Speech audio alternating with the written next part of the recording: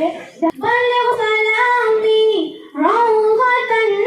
आज के जलसे की तहरीक की सदारत के लिए मैं बरीरा शेख बात का है कि हम अपने इस इदारे और इन शहरों से जुदा हो रहे हैं। जहाँ भी जाओ खुश रहो, हमारी मोहब्बत तुम पर साया खबर रहे। मुझको तूफान से लड़ने में मजा आता है।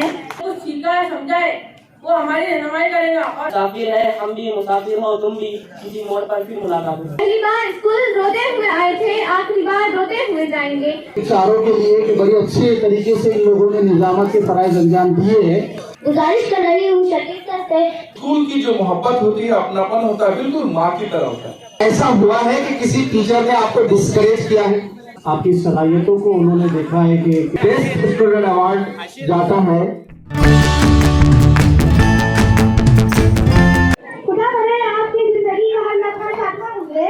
खुदा करे आपकी जिंदगी का लम्हा शादियां गुजरे, जहाँ आप कदम रखते हो हर जगह आपको सलाम करे। जैसा कि हम हमारे हर प्रोग्राम का आगाज तिलावत कुरान पाक से करते हैं। खुदा ने कुरान में कहा कि लो मैंने तुम्हारी खातिर फलक बनाया, फलक को तारों से सजाया, चांद और सूरज तुम्हारे लिए चिराग बनाया, जमीन पर नदियों की लकीरें खींची, जिंदगी की खूबसूरती का जादू बनाया। खुदा ने कुरान को हर मर्द की राह बनाई। कुरान हमारे कानों में, हमारी रगों में दौड़ के खून में ताज़गी देता है। और इसी ताज़गी के लिए मैं तिलावत कुरान करने 9A से सना शेख अब्दुल मतीन को दावत सुख देती हूँ।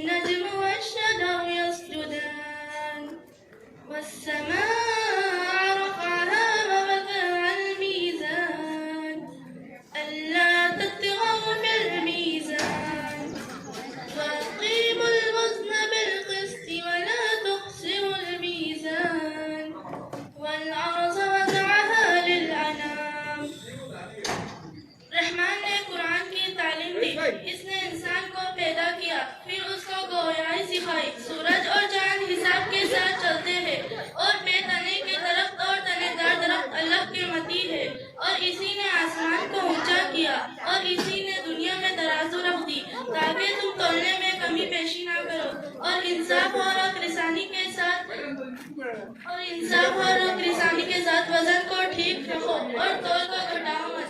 और इसी ने खिलकत के वास्ते जमीन को इसकी जगह रख दिया। ये बात तलब की है किसको क्या नजर आता है? ये बात तलब की है किसको क्या नजर आता है? जो खुदा को देखना चाहे उसे खुदा नजर आता है। तो आइए दस्तूर के मुताबिक हम बारगाह खुदावंदी में हम पाक का नजराना पेश करते हैं। तो इस शेर के साथ में 9A से अलीना शेख अजीम को दावत हमद देती हूँ। तेरी कुदरतों का शुमार क्या, तेरी वसअतों का हिसाब क्या, तेरी कुदरतों का शुमार क्या, तेरी वसअतों का हिसाब क्या, तू मुहीत आलम रब कबूल तेरी शान जल्लो जलालू। के तेरी रिज़ा की तलाश है वो जो तेरे अर्श को छू सके, मुझे उस दुआ की तलाश है। मेरा दिल गुनाह का मरीज है, तू ही एक मेरा तबीब है। मेरा दिल गुनाह का मरीज है, तू ही एक मेरा तबीब है। के गुनाह को दिल से जो धो सके, मुझे उस दवा की तलाश है। ए मेरे इलाज मेरी सदा, के तेरी रिज़ा की तलाश है। वो जो तेरे अर्श को छू सके, मुझे उस दुआ की तलाश है। वो जो नफरतों से है तरबतर, मेरे मौला खत्म शामिल कर। वो जो नफरतों से है तरबतर, मेरे मौला खत्म शामिल कर। के अखुवतों को उजाल दे, मुझे उस सुबह की तलाश है। ए मेरे इलाज ने तेरी रिजा की तलाश है, वो जो तेरे अर्श को छू सके, मुझे उस दुआ की तलाश है। कहीं आंधियों में छुपा हुआ, कहीं जंगलों में गिरा हुआ, कहीं आंधियों में छुपा हुआ, कहीं जंगलों में गिरा हुआ, मेरे दिल को तेरा ही आसरा के तेरी पनाह की तलाश है।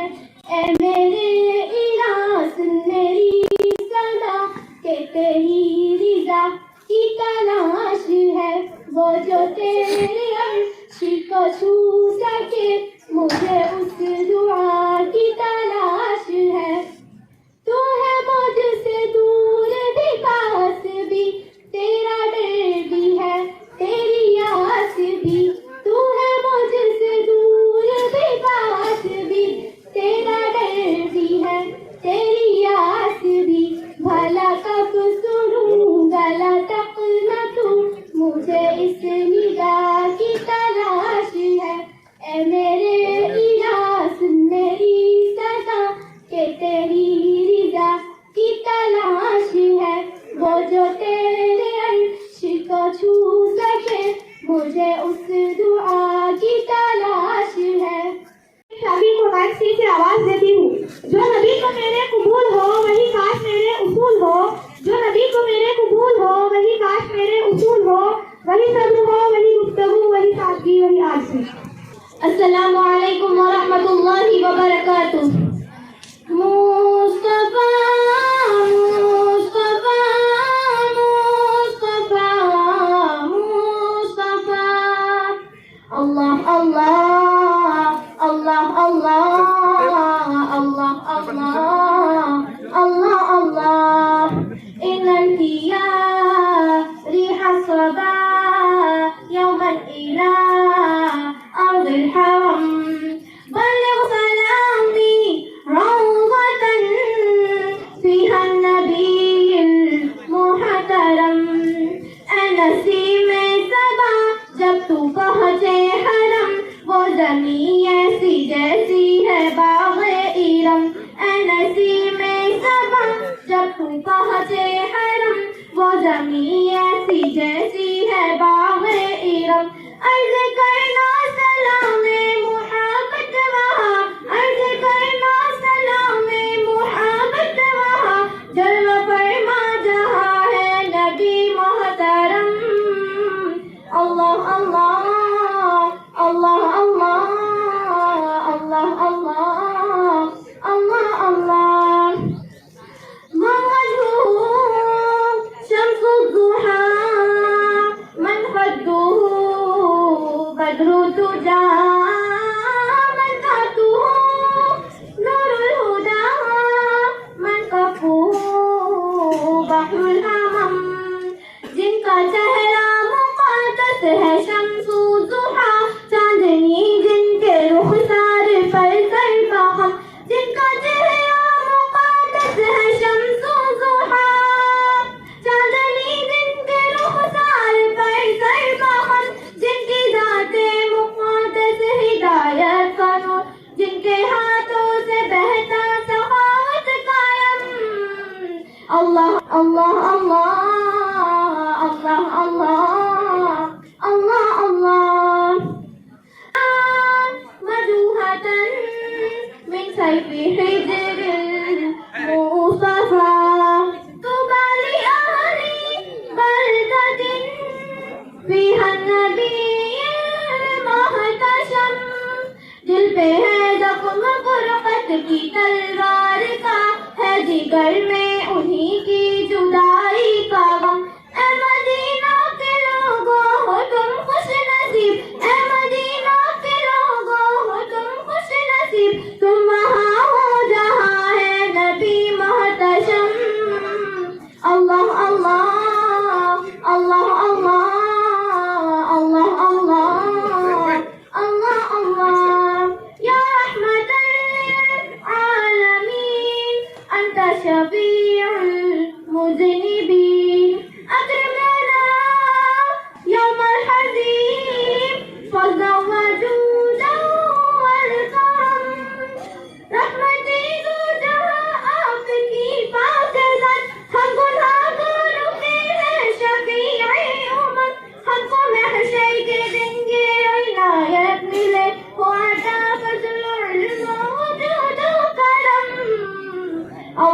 अल्लाह अल्लाह अल्लाह अल्लाह अल्लाह। छोटी बड़ी तकरीब किसी न किसी शख्सियत के जेर सदारत मुनाकिद होती है। आज के इस जलसे की तहरीक सदारत के लिए मैं बरीरा शेख नदीम से गुजारिश करती हूँ कि वो आए और तहरीक सदारत पेश करे। आज की इस प्रोग्राम तहसील के सदारत के लिए मैं इज्जत आम प्रिंसिपल इसाक अहमद साहब का नाम पेश करती हूँ। प्रिंसिपल जनाब इसाक अहमद साहब और तमाम असातिज़े किराम से दरख्वास्त करती हूँ कि वह स्टेज पर तशरीफ लाएं।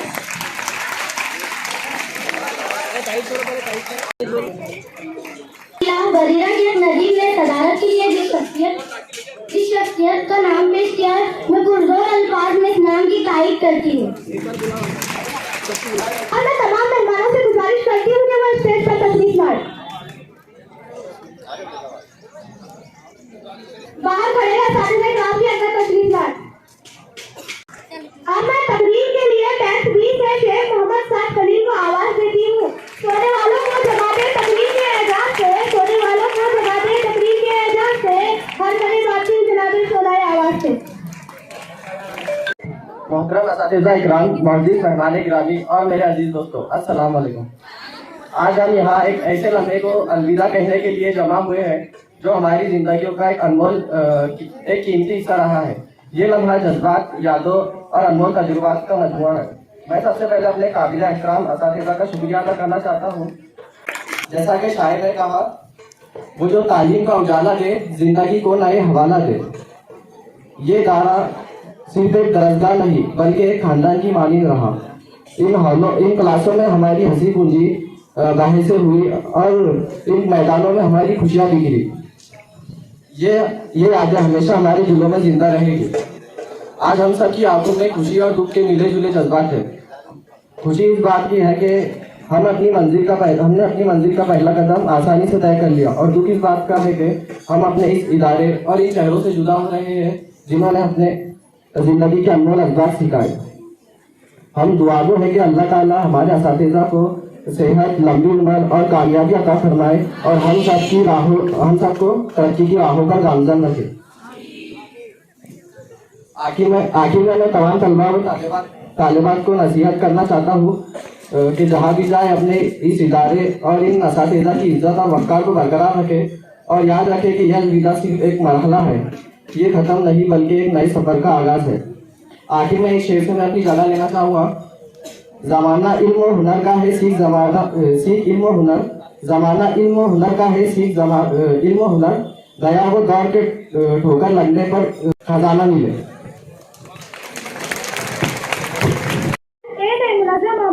आवाज देगी बल्कि भीगी भीगी है, सन्नाटा लहू पे छाया है। ऐ सोच में डूबे दिल में जिगर, क्या वक्त जुदाई आया है। घड़ी ये अलविदा की है, बिछड़ना लाज़मी ठहरा। फिजा के दोस्ता को अब बदलना लाज़मी ठहरा। जनाबे सदर और मेरे हम साथियों, अस्सलाम वालेकुम। ये फितरत का कानून है कि यहाँ हर वक्त तब्दीली होती रहती है और ये उस वक्त तक रहेंगी जब तक ये दुनिया है। गोया कायनात की किसी चीज के लिए सुकून व फिक्र नामुमकिन व महाल है। सुकून व फिक्र नामुमकिन व महाल है।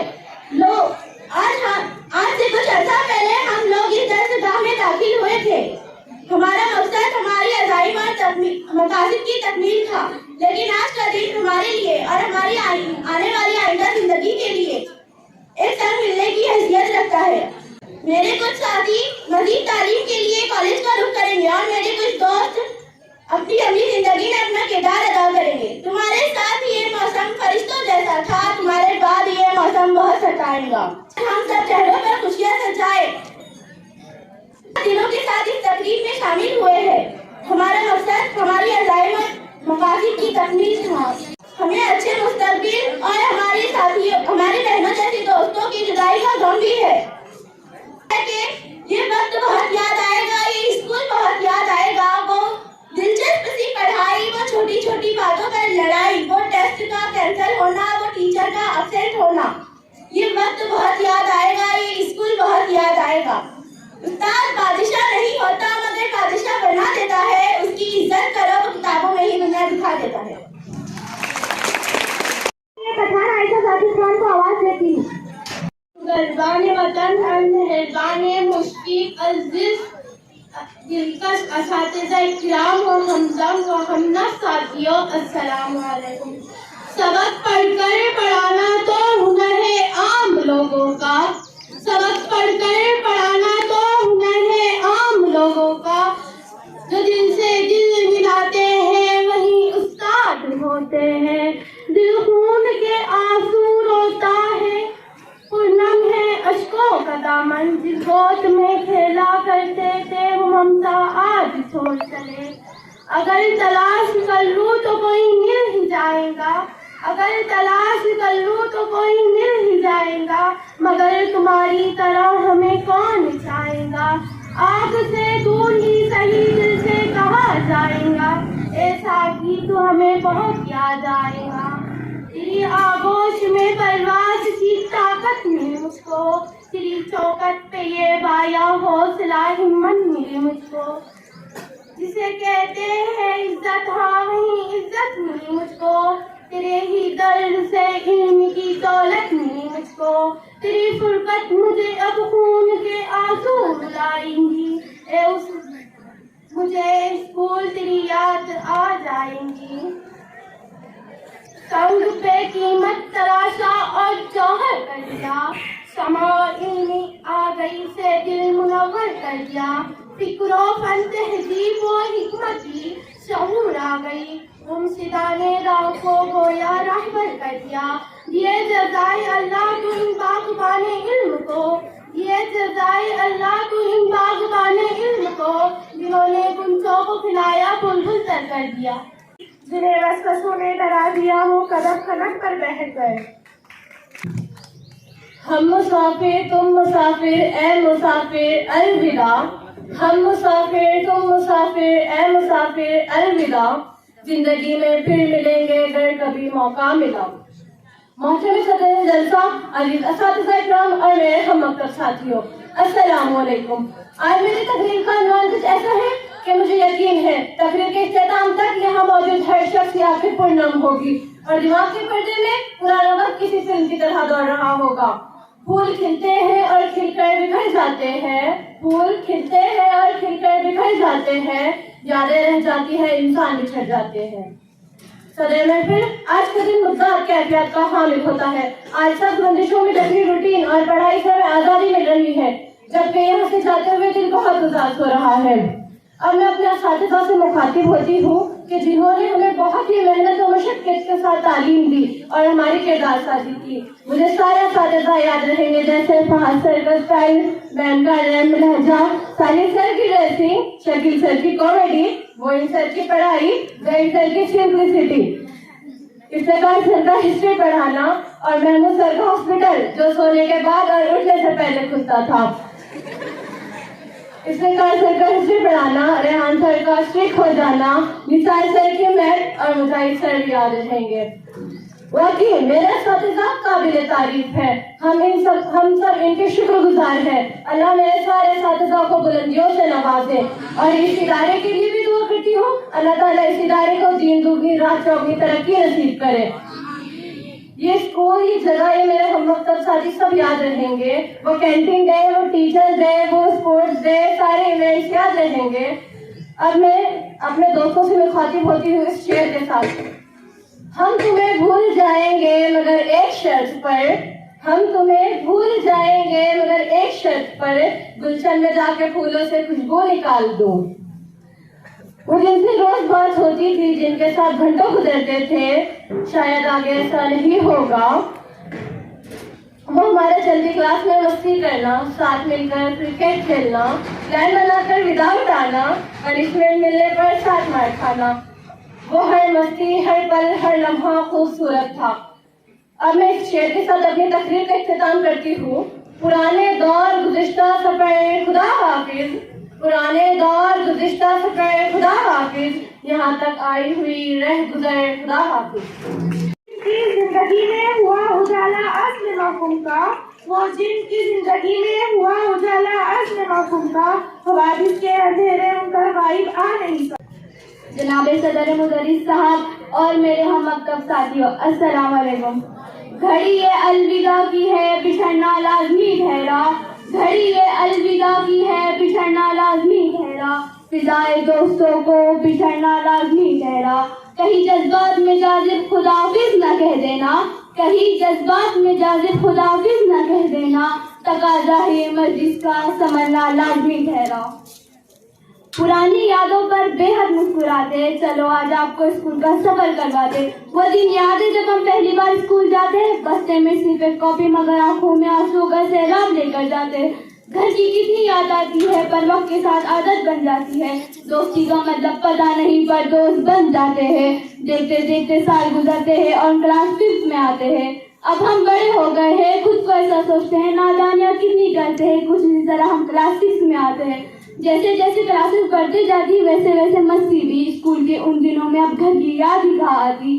स्पोर्ट्स वाला पीरियड, ड्रेसेस वाली मस्ती, फ्री पीरियड में अंताक्षरी और चोर सिपाही वाली पर्ची। 7th क्लास निकलने के बाद जब 8th में आते हैं, इस क्लास तक तो काफी घमंड में आ जाते। अब हम बच्चे थोड़ी है, रोज सुबह जल्दी आकर लास्ट बेंच पर बैठा करते थे। 9th क्लास की तो बात ही अलग है। क्लास में सबसे ज्यादा शोर करना या सबसे ज्यादा बातें करना हम सबसे पहले आते हैं। अब हमें तो दोस्तों के साथ कीमती वक्त बिताना था। दोस्ती उन दिनों खास हो गई थी, एक अपनेपन का एहसास हो गई थी। इसी एहसास के साथ हम 10th क्लास में आते हैं। ये बोर्ड वाले एग्जाम कितना दिमाग खाते हैं। खैर फिर भी मस्ती थी, जिंदगी हंसी थी। डर डर के माहौल में 10th क्लास भी पार कर ली। इस सफर को शुरू करते वक्त हमने कभी सोचा ना था कि इसे एक दिन खत्म भी करना पड़ेगा। पर देखो कल से सब बदल जाएगा। ना ही तो स्कूल की घंटी बजेगी, ना ही वो दोस्त जिन्हें हम रोज मिला करते थे, जिनके साथ रोज स्कूल चल के जाया करते थे। कल से सब अपने अलग रास्ते पर निकल पड़े। ना ही तो एग्जाम की टेंशन होगी, ना ही होमवर्क का बर्डन हुआ। कल से मस्ती के दिन नहीं रहेंगे। जिस जगह आना हमें कोई पसंद नहीं था, आज वहीं से जाने का मन नहीं कर रहा। कल से क्लासरूम के दरवाजे हमारे लिए हमेशा के लिए बंद हो जाएंगे और बंद हो जाने के साथ यादें जो हम यहाँ छोड़कर जा रहे हैं और बहुत सारी जो साथ लेकर जा रहे हैं, क्योंकि आज स्कूल का आखिरी दिन है। और टीचर्स, डियर टीचर्स, हम चाहते तो थे कि आपकी डांट कभी सुनने को ना मिले, पर कभी भी सुनने को ना मिले ये नहीं चाहते थे। इस फेयरवेल के साथ अलविदा तो कहेंगे हम इस इंस्टीट्यूट को, पर कभी नहीं भूलेंगे हम आप लोगों को। तो इफ्तिकार सर की आखिरी बार लिस्ट लगाना जो कभी आखिरी नहीं होती थी, वो महमूद सर का हर शायर को अपना दोस्त बताना, वो रेहान सर का स्टडी के लिए मोटिवेट करना। 5 मिनट के लिए तो ऐसे सोचते कि अब दिन रात एक कर देंगे, लेकिन वो सिर्फ 5 मिनट के लिए होती थी। और निसार सर का हर क्वेश्चन को यूं सॉल्व कर देना, काश हम भी कर पाते। सादी सर का पढ़ाते पढ़ाते बचपन की किस्से सुनाना, पता नहीं उन्हें कैसे पता लग जाता था कि हम बोर हो चुके हैं, पर साइंस ऐसी पढ़ाना कि उसमें खो ही जाते थे। और हमारे ऑलराउंडर पहचानो कौन? शकील सर, जो सब थे, कभी शायर, कभी टीचर, कभी डॉक्टर, कभी ट्रेनर। इस बात की खुशी हमें हमेशा रहेगी क्या जिंदगी में और कोई चीज बेहतरीन मिली हो या ना मिली, पर टीचर्स हमें सच में लाजवाब मिले, जिन्होंने अपना समझा अपनाया भी, डराया भी, धमकाया और बच्चों को समझाया भी। क्लासेस में पढ़ाते और पढ़ाते पढ़ाते हंसाया भी और आज फेयरवेल देके रुलाया भी। आप लोगों के लिए शब्द नहीं है, जज्बात है, दिल में रिस्पेक्ट के हमेशा रहेंगी। डियर टीचर, जब भी जिंदगी में स्कूल लाइफ पर बात होगी, सबसे पहले आप लोगों की हुई। Thank you so much. वो कहते हैं ना, आप लोगों की वजह से बहुत कुछ सीखने के लिए मिला, ना सिर्फ किताबों का ज्ञान बल्कि जिंदगी का। Thank you so much. वो कहते हैं ना, मंजिल से ज्यादा खूबसूरत उसका सफर होता है, बस वही बिछड़ना तो दुनिया का दस्तूर है। मैं अपनी स्पीच इस अशार के साथ खत्म करना चाहूंगी। पलके भीगी भीगी है, सन्नाटा लबों पर छाया है। पलके भीगी भीगी है, सन्नाटा लबों पर छाया है। वे अफसोस में डूबे दिल वो जिगर, क्या वक्त मजा ही आया है। शुक्रिया। 10th B से पठान सालेहा समीर। हमारी यादें तुम्हारे संग रहे, हमारी यादें तुम्हारे संग रहे, दिल से दुआएं निकलती रहे। तुम जहाँ भी जाओ खुश रहो, तुम जहाँ भी जाओ खुश रहो, हमारी मोहब्बत तुमका साया खबर रहे। पलके भी भीगी भीगी है, सन्नाटा लबों पर छाया है अफसोस में डूबे दिल वो जिगर, क्या वक्त जुदाई आया है। जनाबे सदर मौजूद असातिज़ा इकराम और मेरे अजीज साथियों, अस्सलाम वालेकुम। आज स्कूल का आखिरी दिन है। इस सफर को शुरू करते वक्त हमने ये सोचा भी ना था कि इसे भी अंतिम खत्म करना होगा, पर देखो कल से ये सब बदल जाएगा। कल से ना कोई टीचर डांटेगा, ना कोई पीरियड की बेर होगी। वो दोस्त जिनसे हम लोग मिला करते थे, मेरी सहेली तस्किया जिसके साथ में रोज स्कूल आया करती थी, कल से सब अपने अलग रास्ते पर निकल पड़ेंगे। कल से सब अपने अलग रास्ते पर निकल पड़ेंगे। ये मस्ती के दिन कल से नहीं रहेंगे। कल से ये क्लासरूम के दरवाजे हमारे लिए हमेशा के लिए बंद होगी और इनके साथ बंद होगी हमारी यादें जो हम यहाँ छोड़कर जा रहे हैं और कुछ साथ लेकर जा रहे हैं। इस जगह हमसे पहले भी कोई बैठा करता था, हमारे भी कोई बैठेगा। जनाब सदर, स्कूल का आखिरी दिन मुसाक के एहतियात का हामिल होता है। इस दिन सब बंदिशों में जबरी रूटीन और पढ़ाई से भी आजादी मिलती है, जबकि कई साल यहाँ गुजारने के बाद यहाँ से जाते हुए दिल उदास होता है। इस रोज इन असातिज़ा से पिछड़ने का भी गम होता है और वो हमजमा साथी जिनसे रोज बातें नहीं हुआ करती थी, आज इनसे आखिरी मर्तबा गले लगते हुए आंखों में आंसू आ जाते हैं।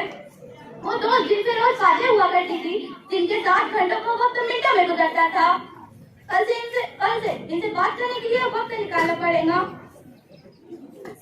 वो असातिज़ा जिनकी बातें कभी अहमियत के हामिल नहीं हुआ करती थी, अब वो बातें याद आती है और इनकी अहमियत का अंदाजा होता है।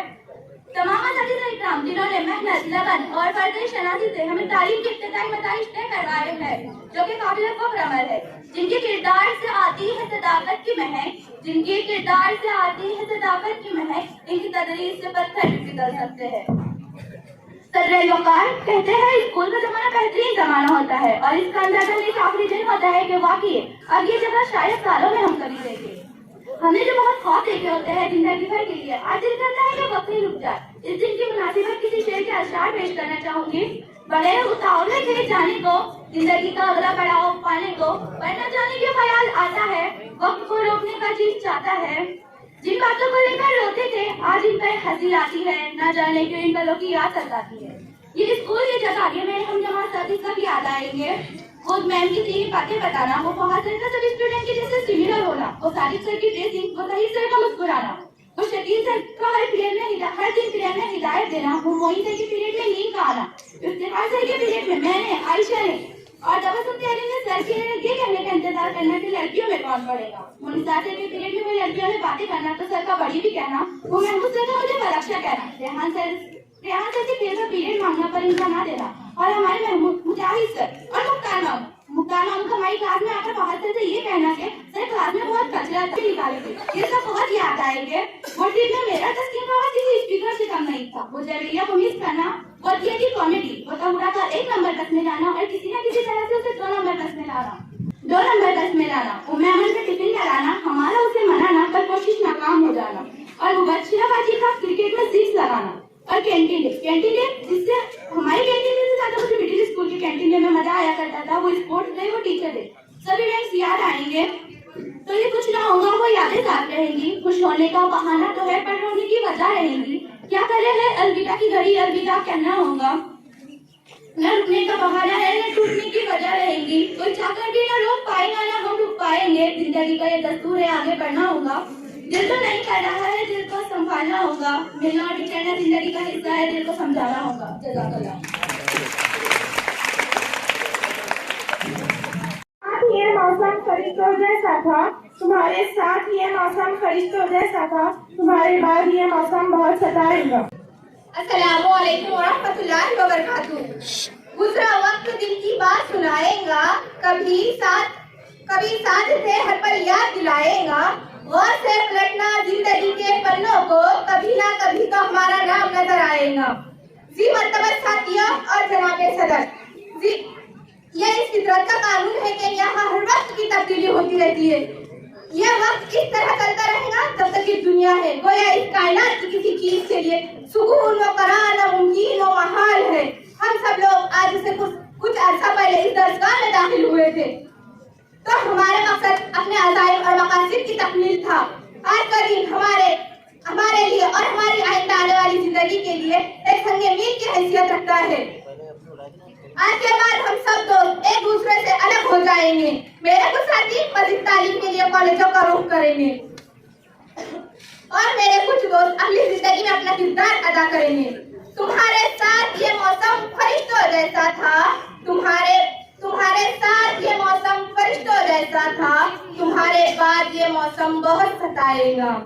मेरे साथियों, आज हम सब चेहरों पर खुशियां सजाए उदास दिलों के साथ इस तकरीब में शामिल हुए हैं और हमें अच्छे मुस्तकबिल की भी उम्मीद भी है और अच्छे भाइयों जैसे दोस्तों की जुदाई का गम भी है, जबकि हमें अपने शफीक असातिज़ा इकराम से जुदाई का रंज भी है। हमारी दुआ है कि हम सब अपने मकसद में कामयाब हो जाए और हमें जिस मंजिल की तलाश है हमें वो मिल जाए। आज सब कुछ यूँ है कि ये वक्त बहुत याद आएगा, ये स्कूल बहुत याद आएगा, ये वक्त बहुत याद आएगा, ये स्कूल बहुत याद आएगा। वो दिलचस्पी सी पढ़ाई, वो छोटी छोटी बातों पर लड़ाई, वो टेस्ट का कैंसिल हो जाना, वो टीचर का अपसेट हो जाना, ये वक्त बहुत याद आएगा, ये स्कूल बहुत याद आएगा। तो टेंथ से आप जो आए तो बहारों ने लुटाई खुशबू, आप जो आए तो बहारों ने लुटाई खुशबू, फूल तो फूल कांटों से भी आई खुशबू। काबिल सदर एहतराम जलसा जनाब मोहतरम इसाक अहमद साहब, सभी का साथिज़ इकराम, सामाईन व हाज़रीन, अस्सलामु अलैकुम व रहमतुल्लाहि व बरकातुहू। मौलाना मोहम्मद अली जौहर उर्दू हाई स्कूल की अलविदाई तकरीब में मसरत व शादमानी की लहरों के साथ दिल व दिमाग पर रंज व गम की हवाएं चल रही है। दिल रंजूर और आंखें अश्कबार है, क्योंकि इस प्यारे से स्कूल से हमारी जुदाई की घड़ी आ गई है। तालीमी जिंदगी का एक मरहला पूरा होने को है और हम दस्तूर जमाने के हाथों मजबूर है कि जुदाई आज हमारा मकसद है, लेकिन मुस्तक़बिल की तलाश में रास्ते सफर ढांढना भी जरूरी है। बातें मत करो आपस में, 10th के लड़के की तलाश में रास्ते सफर ढांढना भी जरूरी है, वरना कौन है जो अपने मादरे इल्मी से जुदा हो। आज हम तो स्कूल में गुजरा हुआ एक एक पल माजी की झरोकों से झांक रहा है और कह रहा है, तेरी यादों के हंसी पल के सिवा कुछ भी नहीं, तेरी यादों के हंसी पल के सिवा कुछ भी नहीं, मेरे कशकोल में इस पल के सिवा कुछ भी नहीं। 10 साल की तवील मुद्दत वादे सगा के एक झोंके की तरह गुजर गई। वो और स्कूल की वो खुशगवार यादें दामन दिल को खींच रही है, मगर जुदाई का ये मोड़ वापसी की सारी उम्मीदों पर पानी फेर कर कह रहा है, आपसे ही तो दूर सही दिल से कहा जाएगा, आपसे ही तो दूर सही दिल से कहा जाएगा, जाने वाले को हमें बहुत याद आएगा। आज हम जो कुछ भी कहने के लायक बने हैं वो इसी स्कूल के असातिज़ा की तुफैल में है, जिन्होंने हमारे मुस्तक़बिल को संवारने के लिए हमें जरूरी जिहाद से रोशनास कराया, जमाने के नशे को फराज से आगाह किया और किताब व सुन्नत के जवाहिकारों से महरामंद किया। मैं अपनी तकरीर का इख्तिताम इस शेर से करती हूँ, रहबर दिए हमदम दिए गमख्वार हमारे, रहबर दिए हमदम दिए गमख्वार हमारे, उस्ताद ये कौमों के हैं मेहमान हमारे। जज़ाकल्लाह। बयान पेश करने के लिए 10th B से शारिम अब्दुल वाहिद को आवाज देती हूँ। मुझको तूफान से लड़ने में मजा आता है, मुझको तूफान से लड़ने में मजा आता है, वरना बह जाते हैं तूफान के रुख करते हुए। आज यहाँ मौजूद सभी लोग को मैं शुक्रिया अदा करता हूँ। आज हमें इस बात का एहसास है, इस बात का यकीन है कि हमने जो कुछ सीखा है समझा है वो हमारी रहनुमाई करेगा और हमारी कामयाबी में मदद करेगा। अब मैं अलविदाई गीत पेश करने के लिए 10th B से तैयारी। इतनी तरह हमने कि तुम्हें याद आएंगे, पर इतना तो एतबार है हमें खुद पर कि आप हमें कभी भूल नहीं पाएंगे। कोई बतलाएगी सब अब कहाँ पाएगी हम, मदरसा जाकर से अब बातिश कर जाएगी हम, याद आएगी हम, मदरसा जाकर से अब बातिश कर जाएगी हम। इस मर्ज से खुदा कैसे खिला पाएगी हम, मदरसा जाकर से अब बातिश कर जाएगी हम। हर मालिम का तुम पे साए लुत्फ़ो करम, उनकी सुन्नत से रहेगा हर जगह अपना भरम। है हमारे रंज उनकी तर्जुमाना जिम शबीर, ऐ खुदा होता रहे हमसे हमेशा है, या वो दूसरों को सिखाएगी, मदरसा जाकर से अब बातिश कर जाएगी हम। माशाअल्लाह, आप बहुत ही बेहतरीन अंदाज में अलविदाई गीत समाप्त फरमा रहे थे। अब मैं तकरीर करने के लिए अजीबा शेख अजीम को आवाज देती हूँ 10th B से। बस इस बात से डर लगता है दोस्तों, बस इस बात से डर लगता है दोस्तों, कहीं हम अजनबी न बन जाए दोस्तों। जिंदगी में फरियाद करते रहना, जिंदगी में मिलने की फरियाद करते रहना, अगर ना मिल सके तो कम से कम याद करते रहना। बचपन का जेल, जी हाँ हमारा स्कूल, जहाँ जाने से डर लगता था पर आज यहाँ से जाने का मन नहीं कर रहा। बचपन का जेल, मैट्रिक की जन्नत, जहाँ जाने की हर कोई रखता है मन्नत। याद है वो स्कूल का पहला दिन, अम्मी ने कितने प्यार से बालों को संवारा था, चॉकलेट का लालच देकर स्कूल छोड़ा था। मुझे समझ नहीं आ रहा आज से 10 साल पहले फर्स्ट क्लास की कोई स्पीच से शुरू करूं या आज इस नई शुरुआत से शुरू करूं। पर आज यहाँ जो खत्म हो रहा है ना, वो हर एक पल बहुत प्यारा था। न तेरा था न मेरा था, वो हर एक पल हमारा था। वो जो 10 साल का सफर था वो हमारा था। आज वो दिन आ गया है जिसका आना हमें रुला गया है। कर तो कब से रहे थे हम इस दिन की तैयारी, पर आज छूट रही है स्कूल से यारी। आज वक्त को रोकने का जी चाहता है, कुछ पीछे छूटने का डर लगता है। जल्दी हम इस दिन को खो देंगे, जाते जाते स्कूल से हम रो देंगे। बच्चे बनकर ही तो आए थे हम सब, एक दूसरे से कितने पराए थे हम सब। देखते ही देखते हम एक हो गए, हंसने के बहाने अनेक हो गए। 10 साल पहले इस सफर की शुरुआत हुई थी। 9th क्लास में मेरी आयशा से मुलाकात हुई थी। वो बचपन जो स्कूल ग्राउंड में बीता बहुत प्यारा था। वो स्पोर्ट्स वीक वाले टूर्नामेंट जिन्हें कभी हारा तो कभी जीता। न तेरा था न मेरा था, वो हर एक सफर हमारा था। क्योंकि अब हम इस स्कूल से दूर होने वाले हैं। हम मिस करने वाले हैं महमूद सर के चुटकुलों को, हम मिस करने वाले हैं साहब सर के डर को, असेंबली की परेड और टीचर स्टॉफ की तारीफ। हम मिस करने वाले हैं जहीर सर का मुस्कुराना, वो इफ्तिखार सर के पीरियड में झपकी आना, वो बाहर सर का जुमा के दिन अखलाकियात का पीरियड लेना, और निसार सर का हमें बड़ी भी कहना, वो मोइन सर का हमें लेक्चर देना, वो मैम का हमें उनके ही नाम की तरह शगुफ्ता अंदाज में पढ़ाना, वो साजिद सर की स्माइल, वो शकील सर की स्टाइल। याद है मुझे, हाँ याद है मुझे वो सारे रिसर्च रिपोर्ट फाइल। सोचा नहीं था ये सफर जल्दी खत्म हो जाएगा, आयशा से यारी का हाथ कुछ यूं छूट जाएगा। वो इंग्लिश और हिंदी के पीरियड में बुक्स लगाना और मैथमेटिक्स में फुल पीरियड काम कराना। ज्योग्राफी को ले रहे थे टेक इट इजी, फिर पूरे साल दे रहे इसके टिपिकल नोट्स में बिजी। जिन बातों पर दिल दुखता था आज उन बातों पर हंसी आती है। न जाने उन पलों की आज सबको इतना क्यों सताती है।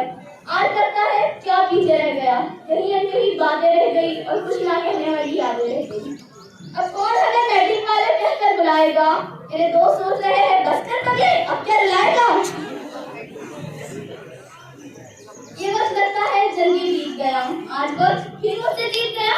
आज उड़ा लो मजाक मेरा, मैं बुरा नहीं मानूंगी, तुम्हारी हंसी में थोड़ा मैं भी मुस्कुरा लूंगी। याद है ट्रिप के 5 दिन पहले ही ट्रिप की याद में खोना, और फिर ट्रिप के 5 दिन बाद तक उसकी याद में रोना। घूमने को तो सारी दुनिया होगी हमारे सामने, पर बस से औरंगाबाद का सफर बड़ा प्यारा था। न तेरा था न मेरा था, वो हर एक सफर हमारा था। वर्दियां जो बस में गिर जाते थे तो वही हट जाते थे, कलर करने का वक्त भी आ गया।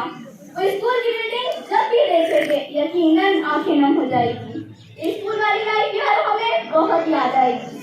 जिंदगी में मिलने की फरियाद करते रहना, हो सके तो दिल में ही यश लो, क्योंकि हो रहे हैं हम जुदा, ना चाहते हुए भी हमें कहना पड़ रहा है अलविदा अलविदा अलविदा। अब अपने ख्याल का इजहार करने के लिए मैं आवाज देती हूँ पठान अरसान आबिद को 10th B से। हर कदम तुम्हारा मंजिल की तरफ उठे, हर कदम तुम्हारा मंजिल की तरफ उठे, आसमां के सितारों को छू लो तुम, खुशियाँ हर दम तुम्हारी राह चले, जुगनुओं की तरह झिलमिलाओ तुम। बिस्मिल्लाहिर्रहमानिर्रहीम।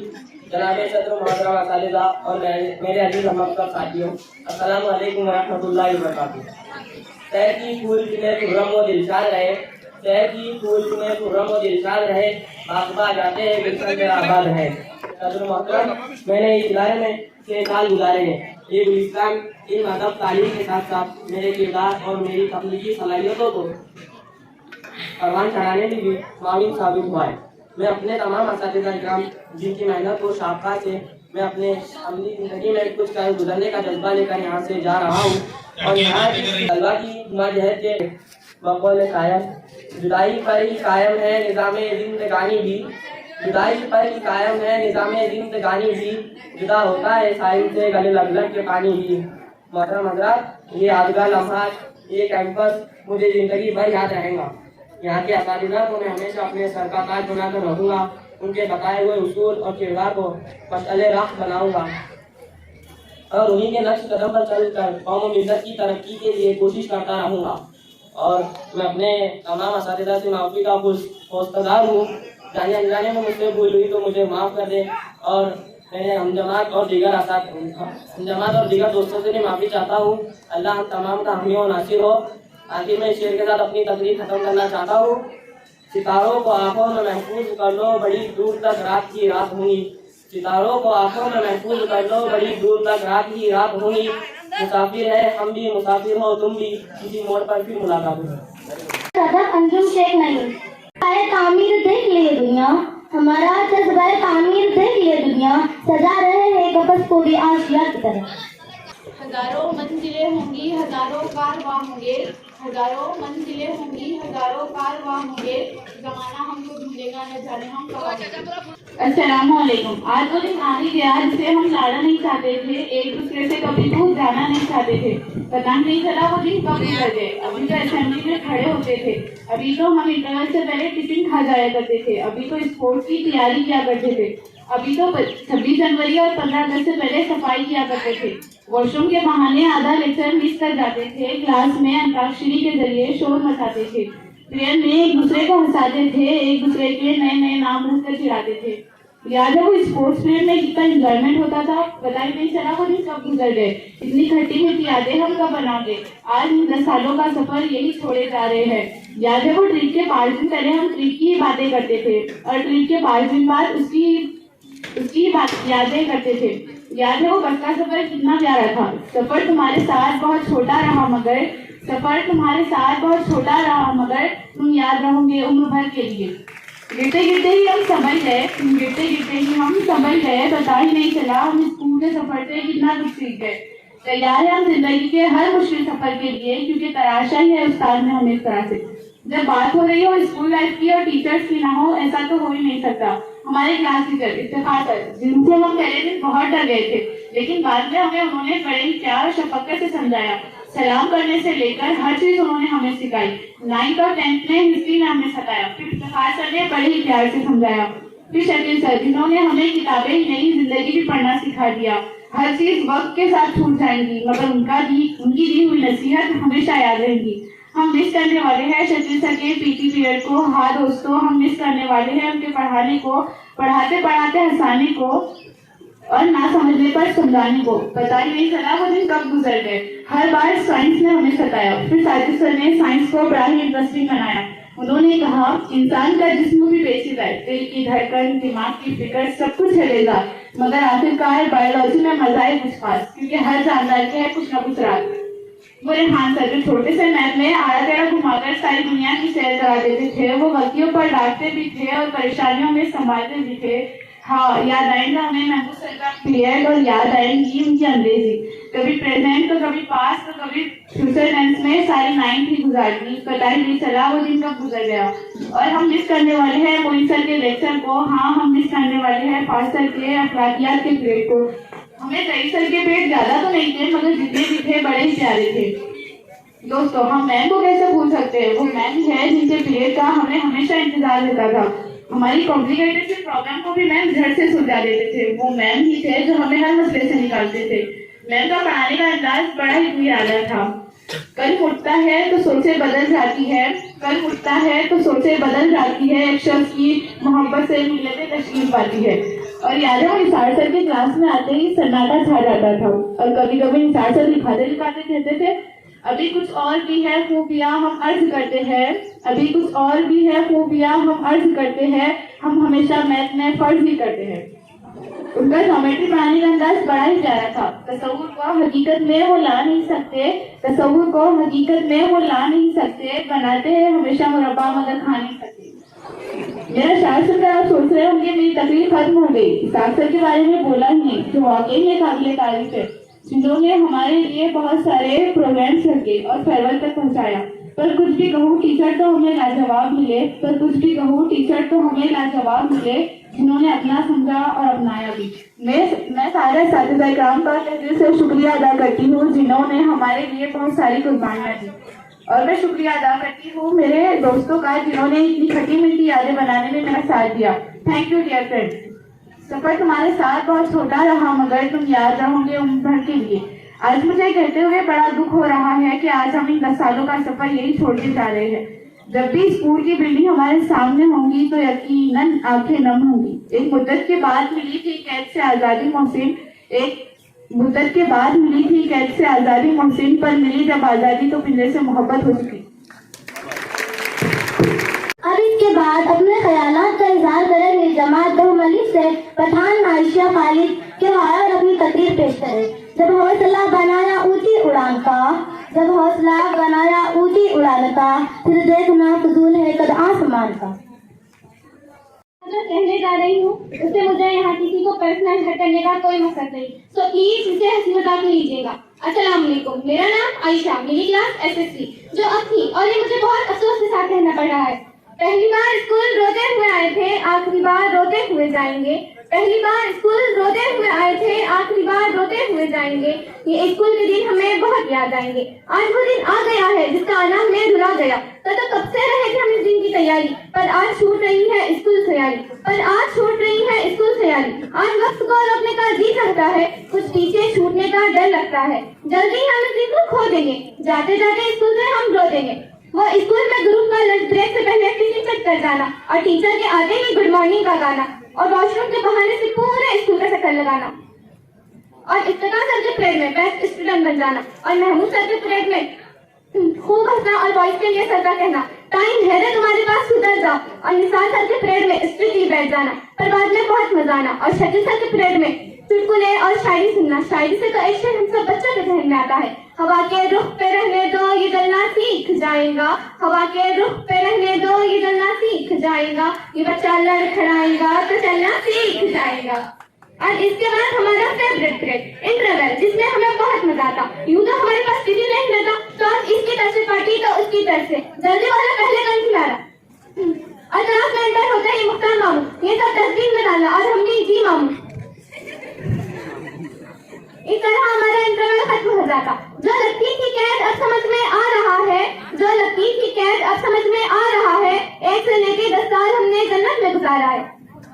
और क्लास में रेहान सर का लेक्चर चलता, और पीछे ग्रुप की मस्ती चलती, और हमारे जॉब पर रेहान सर के हंस देते, और फिर साजिद सर का परेड जिसमें हमें साइंटिस्ट ही बनना था, और मैम के परेड में हमें बहुत मजा आता। कुछ ऊपर से जाता ही नहीं था, पर मैम से हम सब बहुत क्लोज थे। और फिर पीटी का परेड जिसमें मैं, गुरु और मेरी बेस्टी मुसीरा मिलकर बहुत मस्ती करते। याद आएगी वो मस्तियाँ जो किया करते थे, पहले से आखिरी परेड तक अपनी ही धुन में जिया करते थे। घूमने का तो पूरी दुनिया थी हमारे पास, पर सिल्लोड से औरंगाबाद का सफर बहुत प्यारा था, जो मुमकिन हो सका सिर्फ इशाक सर की वजह से। और मैं उन्हें थैंक यू कहना चाहूंगी जिन्होंने हमारी फीस ले जाने का फैसला लिया। जिन बातों पर दिल दुखता था आज उन पर हंसी आती है, न जाने उन पलों की याद कोई न क्यों सताती है। आज लगता है क्या पीछे रह गया, कहीं यादें रह गई, कुछ ना कहने वाली बातें रह गई। अब कौन हमें मैट्रिक वाले कह कर बुलाएगा, मेरे दोस्त सोच रहे हैं बस कर पगले के बुलाएगा। मैं यहाँ रहकर पूरा 1 घंटा स्पीक कर सकी, पर वक्त कम है और स्कूल की यादें और बातें ज्यादा। फूल खिलते रहे जिंदगी की राह में, हंसी चमकती रहे आपकी निगाह में, कदम पर मिले खुशी की बहार आपको, दिल देता है यही दुआ बार बार आपको। Thank you. माशाअल्लाह, बहुत बेहतरीन अंदाज में आप तकरीर तमाम फरमा रहे थे। अब इसके बाद अलविदाई गीत के लिए मैं जमात दहुम्बे से तूबा तहरीम असलम को आवाज दूंगी कि वह आए और अलविदाई गीत पेश करे। जमाने का ये दस्तूर है पुराना, होता है यहाँ सबका आना जाना, आप जहाँ भी रहो ऐसी छाप छोड़ जाना, कि हर कोई गुनगुनाता रहे बस आपका ही कलाम। वक्त रुखसत हुआ कह रही है फिजा, दोस्तों अलविदा, छा रही है घटा आ रही है सदा, दोस्तों अलविदा। एक मुसर्रत का आलम है दिल में मगर, रो रही है मुसलसल मेरी चश्मे दम। एक मुसर्रत का आलम है दिल में मगर, रो रही है मुसलसल मेरी चश्मे दम।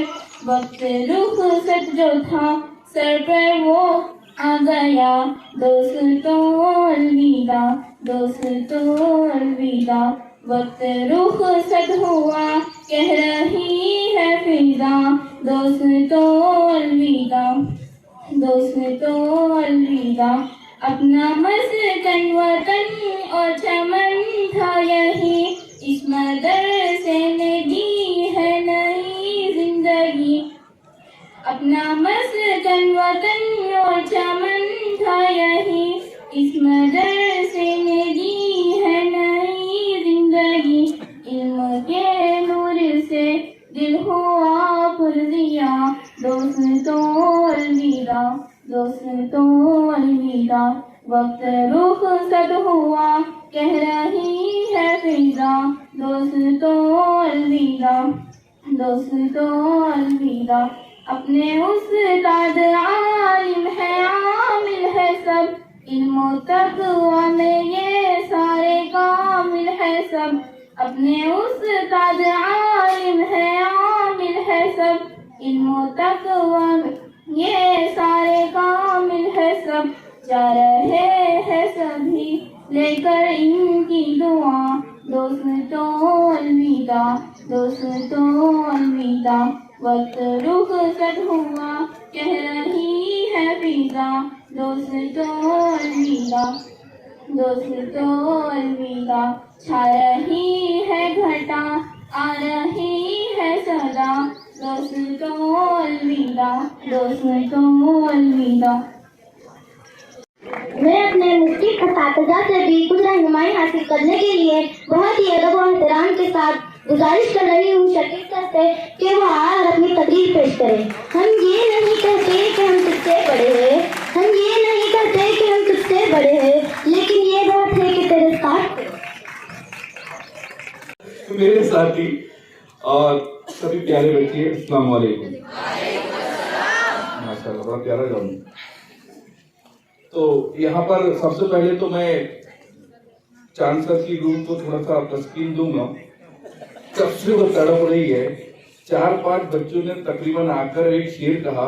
मुझे शेर के लिए मनाही होती है अक्सर, लेकिन फिर भी मैं कहता हूँ कि वो शेर गालिबन चांद सर का ही है ना। पलकी भी भीगी भीगी है, सन्नाटा लबों पे छाया है सोज में डूबे दिल वो जिगर, क्या वक्त जुदाई आया है। ये चांसर का शेर था और चांसर की रूह सबसे तड़प रही थी कि इस तरह से कैसे शेर कहने बच्चे तोड़ मोड़ के पेश कर रहे। तो मेरा फर्ज बनता था कि मैं उसको क्लियर कर दूं। कुणी मला विचारलं 10वीचा समारोप म्हणजे काय। मराठीत मी भाषण करतो वर्गामध्ये, तुम्हाला समजतं तुम्हाला मराठी कळते, तुम्हाला माहिती मला। कुणी मला विचारलं की 10वीचा समारोप निरोप समारंभ म्हणजे काय, तर मी त्याला एक उत्तर दिला। 10वीचा समारोप म्हणजे बालपनाचा शेवट। जिसको समझा उसको ही समझेगा। उसको हिंदी में मैं बताऊंगा कि किसी ने मुझसे पूछा कि 10वीं का जो आखिरी दिन होता है उसे क्या कहते हैं, अलविदाई। अलविदाई क्या किसे कहते हैं? तो मैंने उससे एक सुंदर सा जवाब दिया कि यहाँ पर उन बच्चों का बचपन खत्म होता है। बचपन का आखिरी दिन है। आप बच्चे नहीं हैं, अभी तक 10वीं तक बैठे आप बच्चे थे। आप 11वीं में चले जाओगे तो जूनियर कहलाओगे, यानी जूनियर स्टूडेंट कहलाओगे। इसलिए यहाँ पर आपका बचपन खत्म होता है। इसलिए मैंने खास तौर से बुलाया था कि हमारे स्कूल से जो मोहब्बत है, अपनापन है, वो हर किसी को होता है। मुझे है, इन सभी को है, आप सभी को है। आखिरी दिन सभी बोलते हैं कि हमें ये करना था, वो करना था। बहरहाल जो भी किया बेहतर किया। उसके लिए एक ही मुशाबियत मेरे जहन में आती है कि स्कूल की जो मोहब्बत होती है, अपनापन होता है, बिल्कुल माँ की तरह होता है। माँ जिस तरह होती है, माँ से जिस तरह हम लाड करते हैं, माँ जिस तरह हमें प्यार करती है, माँ के साथ हमारी जो केमिस्ट्री होती है, बस कुछ ही इस तरह हमारे स्कूल के साथ भी होती है कि माँ से दिल नहीं भरता, स्कूल से भी दिल नहीं भरता। इसीलिए कुछ मराठी में कुछ शब्द मेरे जहन में मेरे पास लिखे हुए थे, मैं लाया। वो उम्मीद आपको समझेगा और स्टेज पे भी खास तवज्जो चाहूंगा की आई खरच काय असते. आप माइंड में स्कूल लीजिए, मान लीजिए, दोनों ही आपको छूट है. आई खरच काय असते. लेकराची माय असते, वासराची गाय असते, दुधाची साय असते, असते लंगड्याचे पाय असते, आई असते जन्माची शिदोरी, सरतही नाही, उरतही नाही, ना ही वो खत्म होती है, ना ही वो बचती है. इसी तरह यहाँ पर मैं आपको ज्यादा कुछ नहीं कहूंगा. 3 साल से या 5 साल से या 10 साल से आपके सामने हम समझाते ही आ रहे हैं, आपको पढ़ाते ही आ रहे हैं, आपको बताते ही आ रहे हैं कि ये नहीं करना है, वो नहीं करना है, ये अच्छी चीज है, ये बुरी चीज है. लेकिन ये आखिरी दिन है, आखिरी दिन है. और अक्सर देखा जाता है कि आखिरी जो किल होती है, आखिरी जो हथौड़ा होता है, आखिरी जो पंच होता है, वो बड़ा कारगर होता है. जैसे अभी भी साइंटिस्ट मिलकर कर रहा था कि मैंने पूछा कि जर्मनी का बादशाह कौन था, उन्होंने कहा हिटलर कहा. तो हिटलर ने शायद गालिबन को कभी हारा नहीं, अब किसी मुल्क पर हमला करने जा रहा था, तो उसने जो आखिरी शब्द थे उसकी फौज पर क्या असर कर गए और आप पर क्या असर करते हैं, मैं आगे थोड़ा उसका खुलासा करूंगा. उसने अपनी फौज से मुखातिब होकर कहा, फौज को तो कई दिनों से ट्रेनिंग चल रही थी, कई जमाने से उनको समझाया जा रहा था कि इस तरह से लड़ना है, इस तरह से गोलियां बरसानी, इस तरह से मंसूबबंदी होगी, जो भी उनकी नियोजन था वो चल रहा था. लेकिन आखिरी दिन जब वो हिटलर सामने आया, पूरी फौज लाखों की तादाद में सामने खड़ी है और वो उसने 3 लफ्ज कहे, सिर्फ इतना कहा, जर्मनी जर्मनी जर्मनी, इतना कहा. और ऐसा जोश भर गया उन सिपाहियों के अंदर, उन्होंने उस जंग को जीत में बदल दिया, वो जज्बा भर दिया. जैसे आप सुनते हैं सलाहुद्दीन अय्यूबी को, आपने पढ़ा भी है, सुना भी है, वो टीवी पर सीरियल भी आ रही है.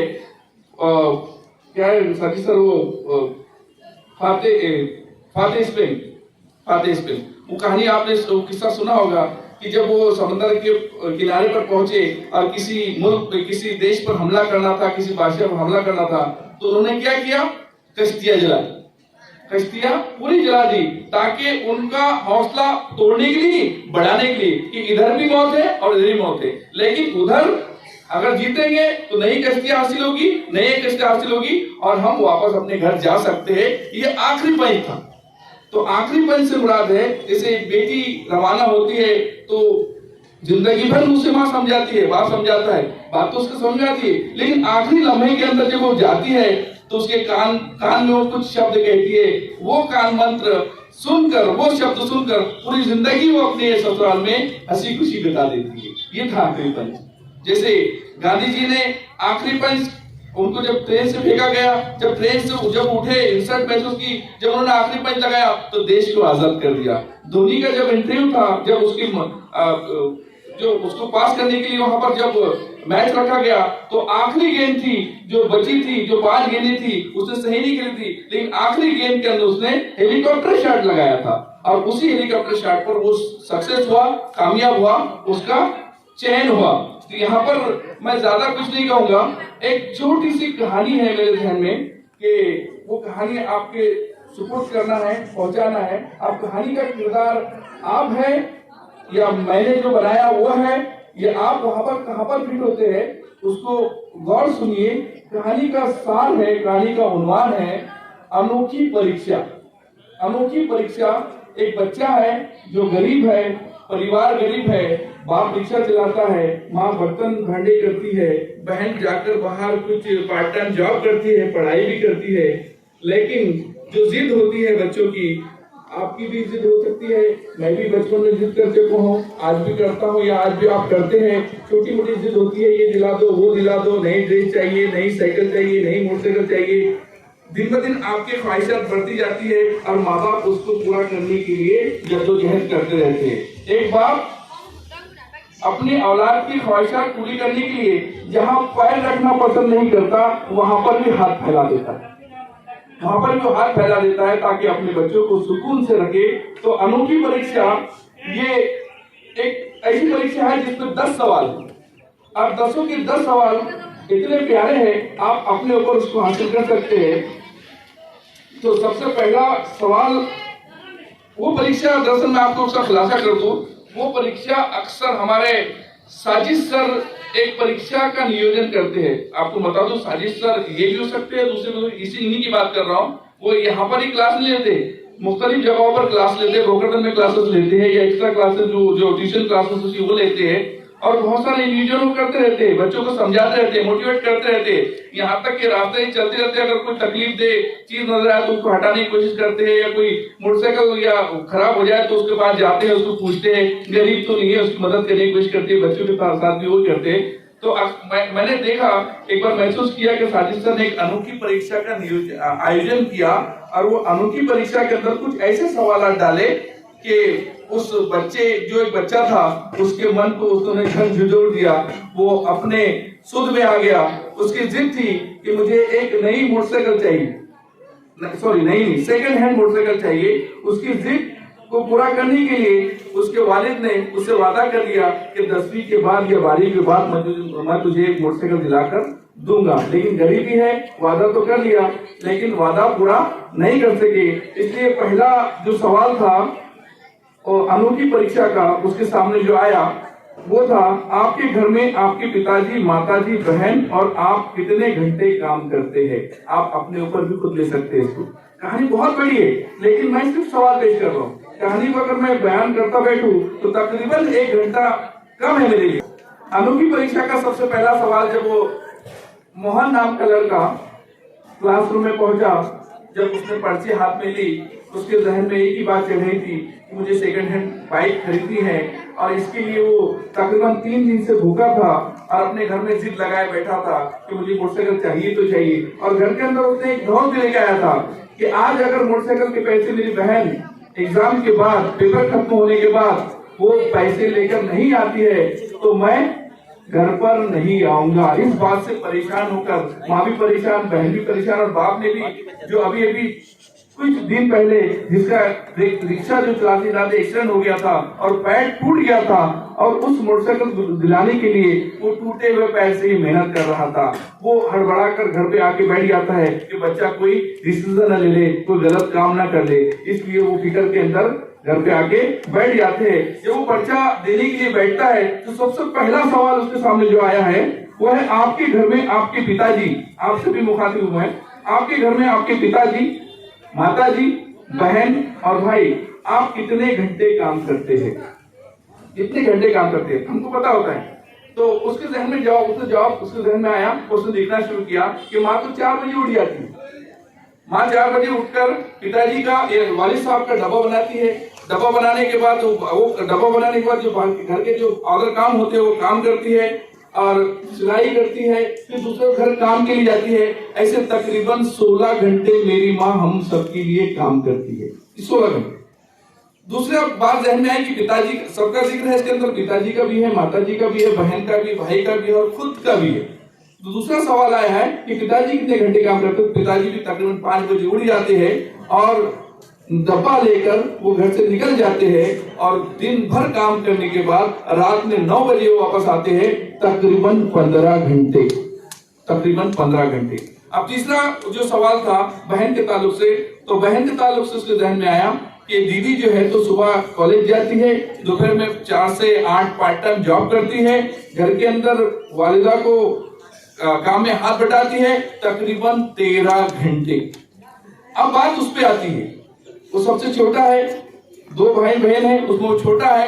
अपनी जब सोचता है, वो जब लड़ना शुरू करता है तो उसके जहन में आता है कि मैं सुबह 6 बजे उठता हूँ, स्कूल जाता हूँ, दोपहर में आके सो जाता हूँ, उसके बाद थोड़ा दोस्तों में शाम में घूमने के लिए जाता हूँ, तकरीबन 10 घंटे। ये बात उसको रियलाइज हुई, जहन में आई कि सबसे कम काम अगर कोई करता है तो घर के अंदर मैं करता हूँ। ये बात उसके समझ में अनोखे परीक्षा के जरिए, उस सवालात के जरिए उसके जहन में आ गई। यहाँ से उसकी जहन साजी हो रही है, यहाँ पर से उसका जहन बन रहा है। आपका कितना जहन बनेगा ये आगे समझ में आएगा। तो ये उसके टाइम लिमिट उसको समझ में आ गई। सवाल नंबर 2, आपके घर की मासिक कुल आमदनी कितनी है? मासिक महीने की जो कमाई होती है, जो सैलरी होती है, या महीना भर काम करने के बाद कितनी आमदनी आती है, उसका हिसाब लिखने के लिए सवाल आया। उसे जवाब लिखना शुरू किया कि लगभग पिताजी दिन भर काम करने के बाद महीने का जो कमाते हैं तकरीबन 10,000 रुपए कमाते हैं, 10,000 रुपए कमाते हैं। और मेरी माँ जो है वो बर्तन घिस कर या लोगों के काम करके या सिलाई कढ़ाई करके वो दिन भर मेहनत करने के बाद 3,000 रुपए कमाती है। और बहन कॉलेज करने के बाद जो पार्ट टाइम 2 घंटे के लिए काम करती है उससे वो 2,000 रुपए कमाती है। तकरीबन 15,000 रुपए वो महीने का 3 लोग कमाते हैं। और मैं खुद कुछ नहीं करता, सिर्फ पढ़ता हूँ और जो पैसे मिलते हैं खर्च करता हूँ, जो सामान लाने के लिए कहते हैं वो लाता हूँ, इतना ही करता हूँ। यानी कुल आमदनी कितनी है? 15,000 रुपए। ये भी यहाँ पर क्लियर हुआ। ये यहाँ पर सवालों के जरिए उसके जहन को झिंझोड़ा जा रहा है, उसके जहन को एक ताजा किया जा रहा है कि आप कहाँ पर हो। सवाल नंबर 3 देखिए, हर एक सवाल कीमती है, बहुत कीमती है, आपके लिए कीमती है।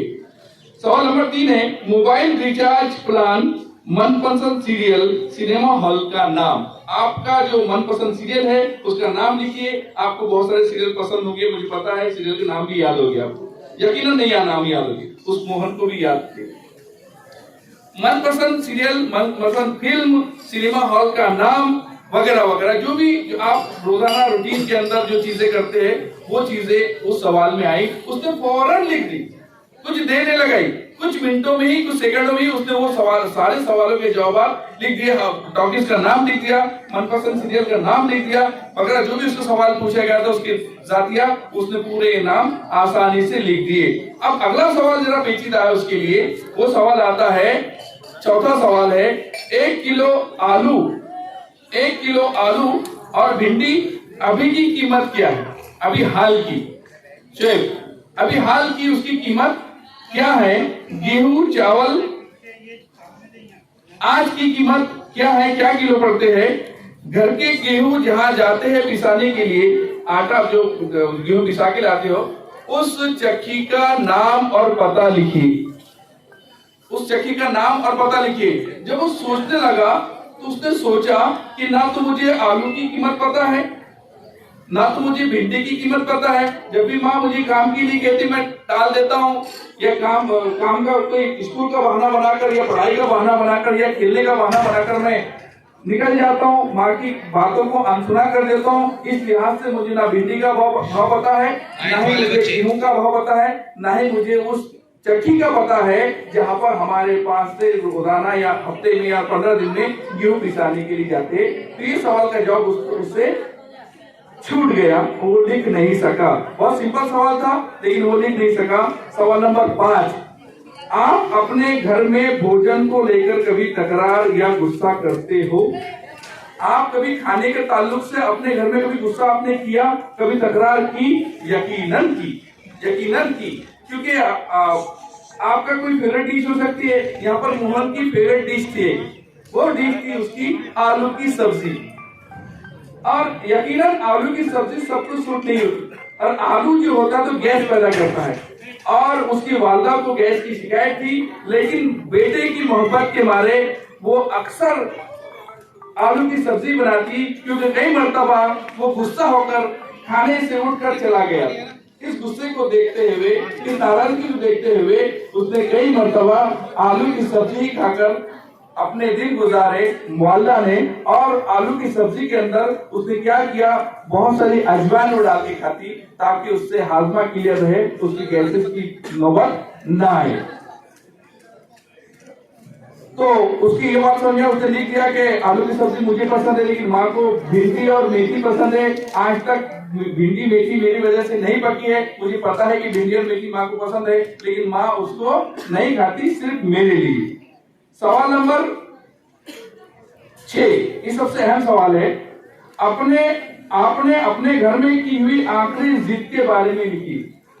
आपने जो आखिरी जिद की थी, आपकी आखिरी जिद, उसको कलमबंद करना है, उसको लिखना है। उसका जवाब होगा।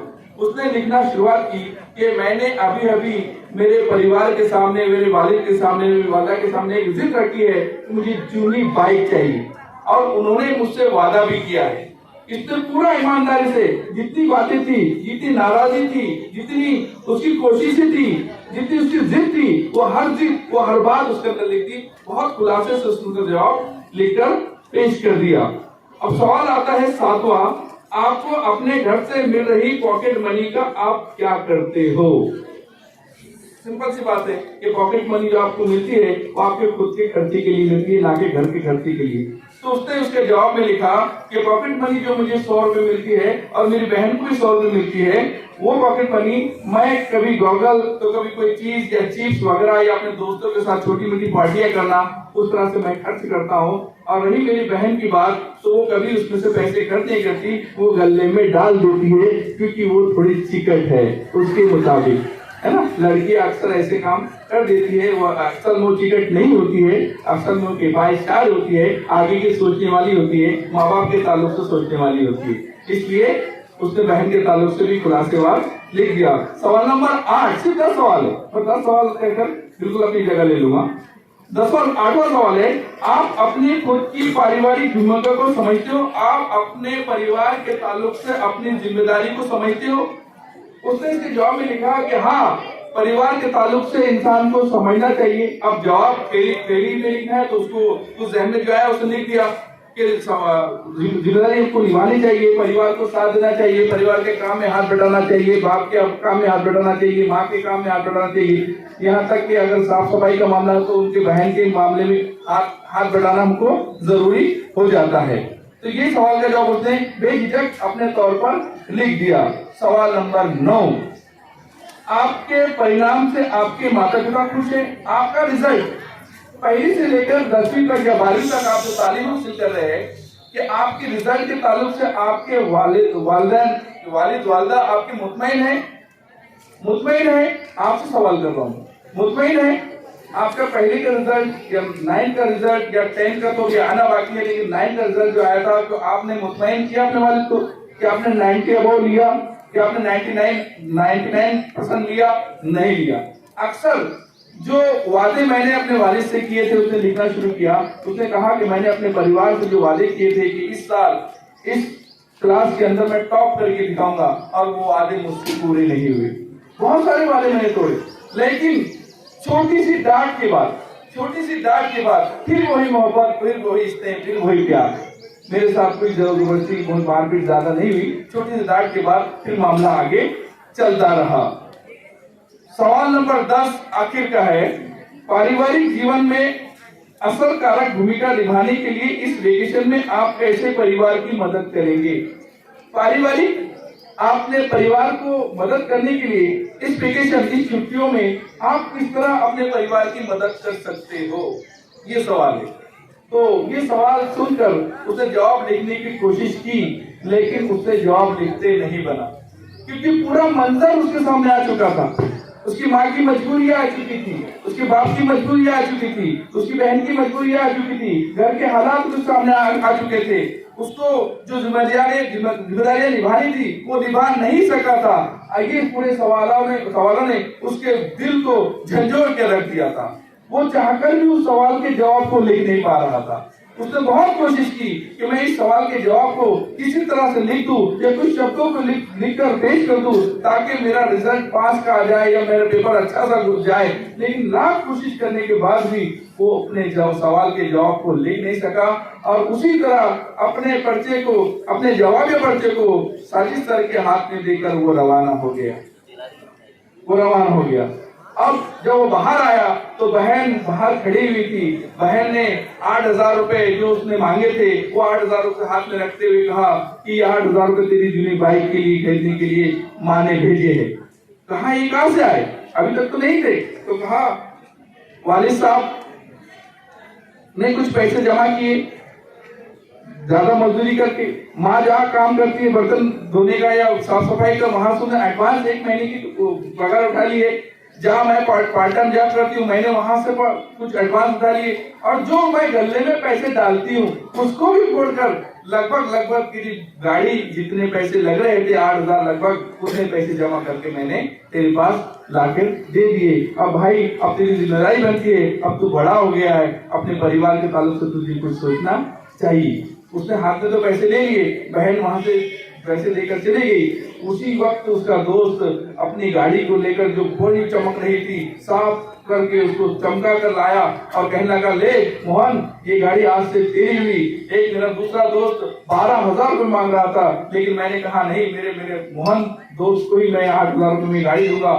वो कभी गाड़ी को तो कभी अपने हाथ में रखे पैसे को देखता है और सोच विचार में डूब जाता है और आखिर में फैसला करता है, कहता है, दोस्त मुझे गाड़ी नहीं चाहिए, मैं गाड़ी नहीं खरीदना चाहता हूँ।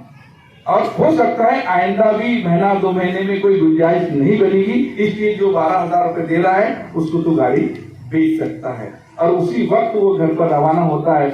माँ, बाप, बहन फिक्र से उसका इंतजार ही कर रहे थे। देखो खाली हाथ आ रहा है, खाली हाथ आता है, सब परेशान होते हैं, गाड़ी कहाँ है, हमने तो पैसे भेजे थे, अब क्या मिस्टेक होगी, अब क्या आफत आ गई।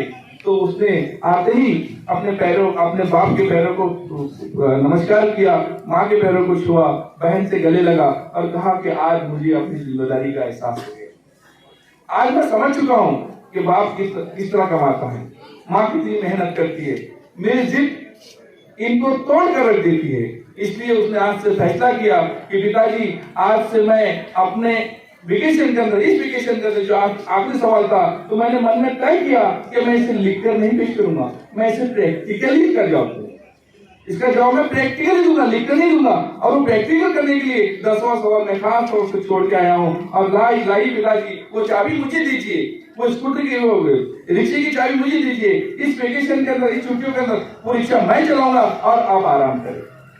ये चेंज देखने के बाद माँ के चेहरे की रंगत बढ़ गई। उसने कहा, बेटा आज तेरे अंदर तब्दीली देखकर मुझे बहुत खुशी हुई, बहुत खुशी हुई। आज तो मैं तेरे मनपसंद आलू की सब्जी ही बनाऊंगी। उसने कहा, नहीं माँ, आज मैं भिट्टियों में ही। माँ बाप अकेले, बहुत रोए माँ बाप अकेले में, मिट्टी के खिलौने भी सस्ते न थे मिले। यह गरीब, यह लाचार।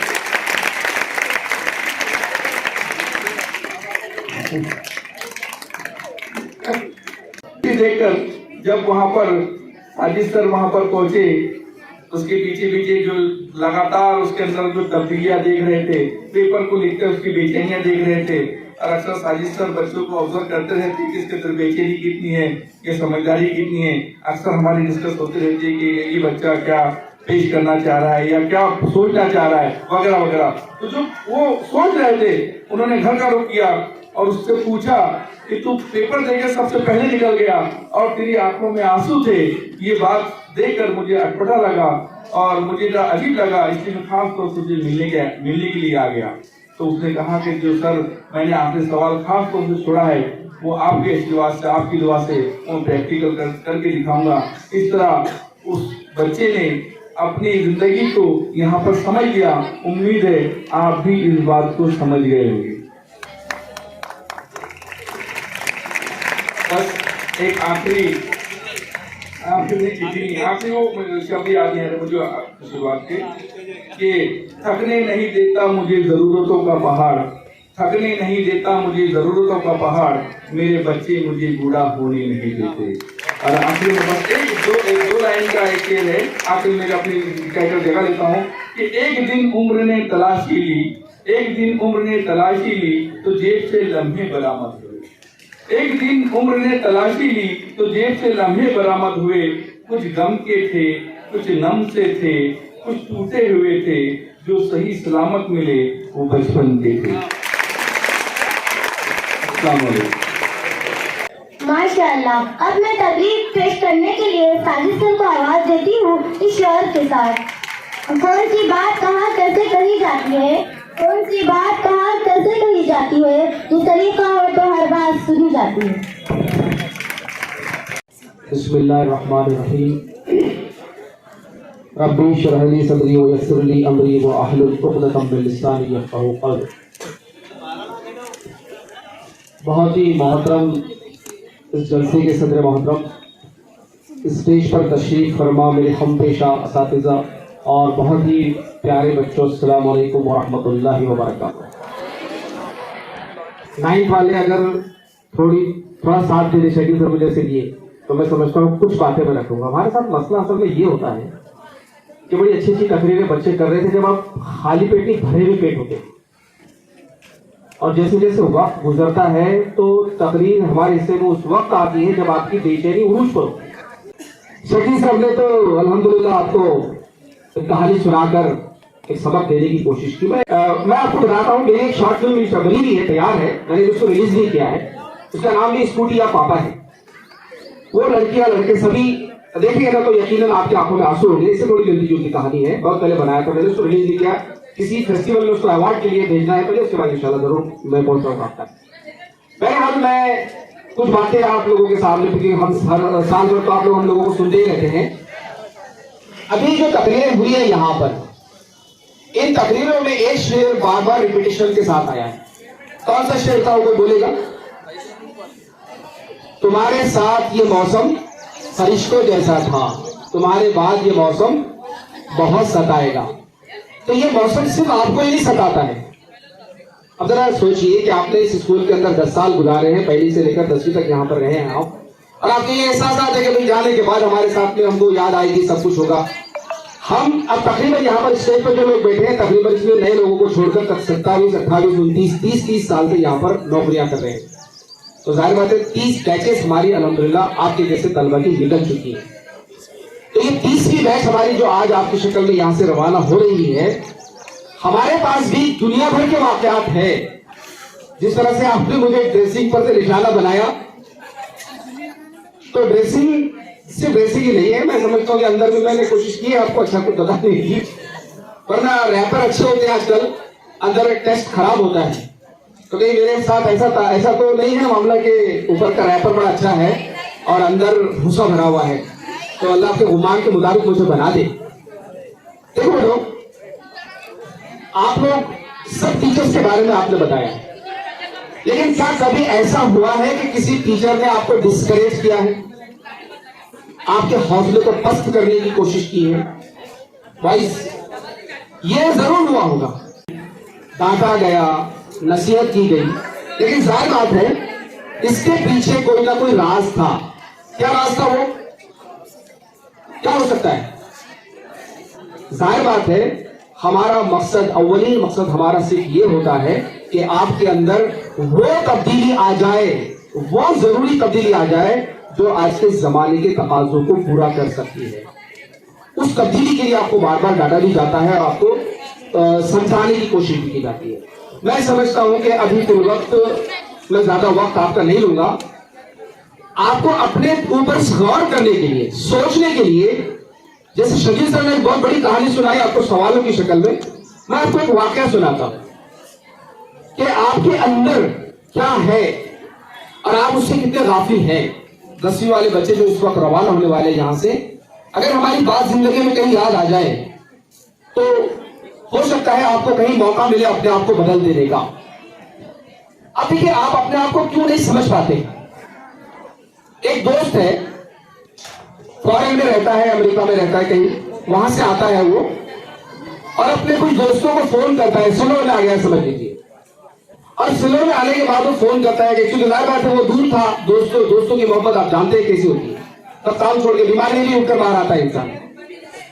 तो वो दोस्त आने, उसने फोन किया कि भैया मैं आ गया हूं और बस मैं तुम्हारे साथ मिलने के लिए पहुंच रहा हूं। सारे दोस्त बड़े खुश हो गए कि अपना अमेरिका से दोस्त आ गया, अब चलो थोड़ा सा पार्टी शार्टी होगी, मुलाकात होगी, खुशी होगी, सारे लोग बैठे हैं। ये स्टेज के पीछे जो लड़के लड़कियां हैं वो अंदर, लड़कियां 9th वाली लड़कियां भी बहुत ज्यादा बातें कर रही है।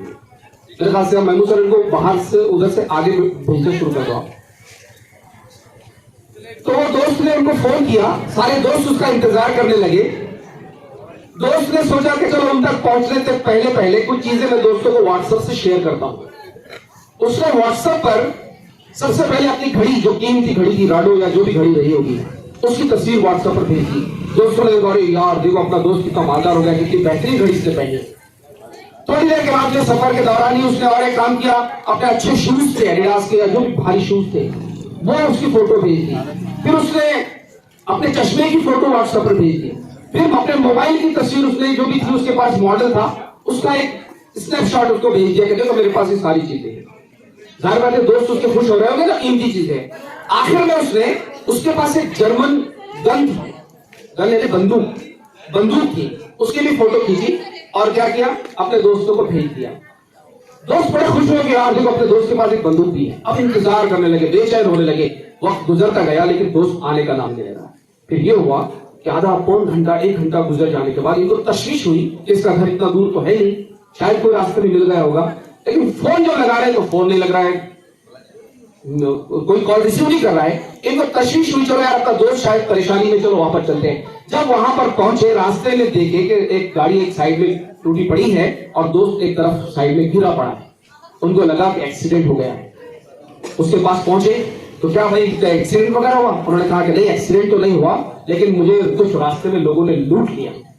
सोने की चेन जो मैंने भेजी थी, हाँ वो भी लूट ली है, फोन लूट लिए, सब कुछ लूट गया है, मेरा सब कुछ छीन गया है।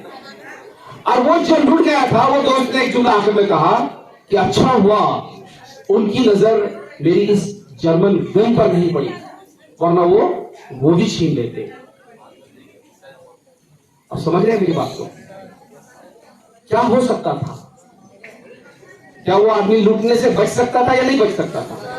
कब बच सकता था? अगर ये सबसे पहले उस गन को निकाल लेता तो शायद वो लूटने से बच जाता था। इस गन का मतलब क्या है? इस बंदूक का मतलब क्या है?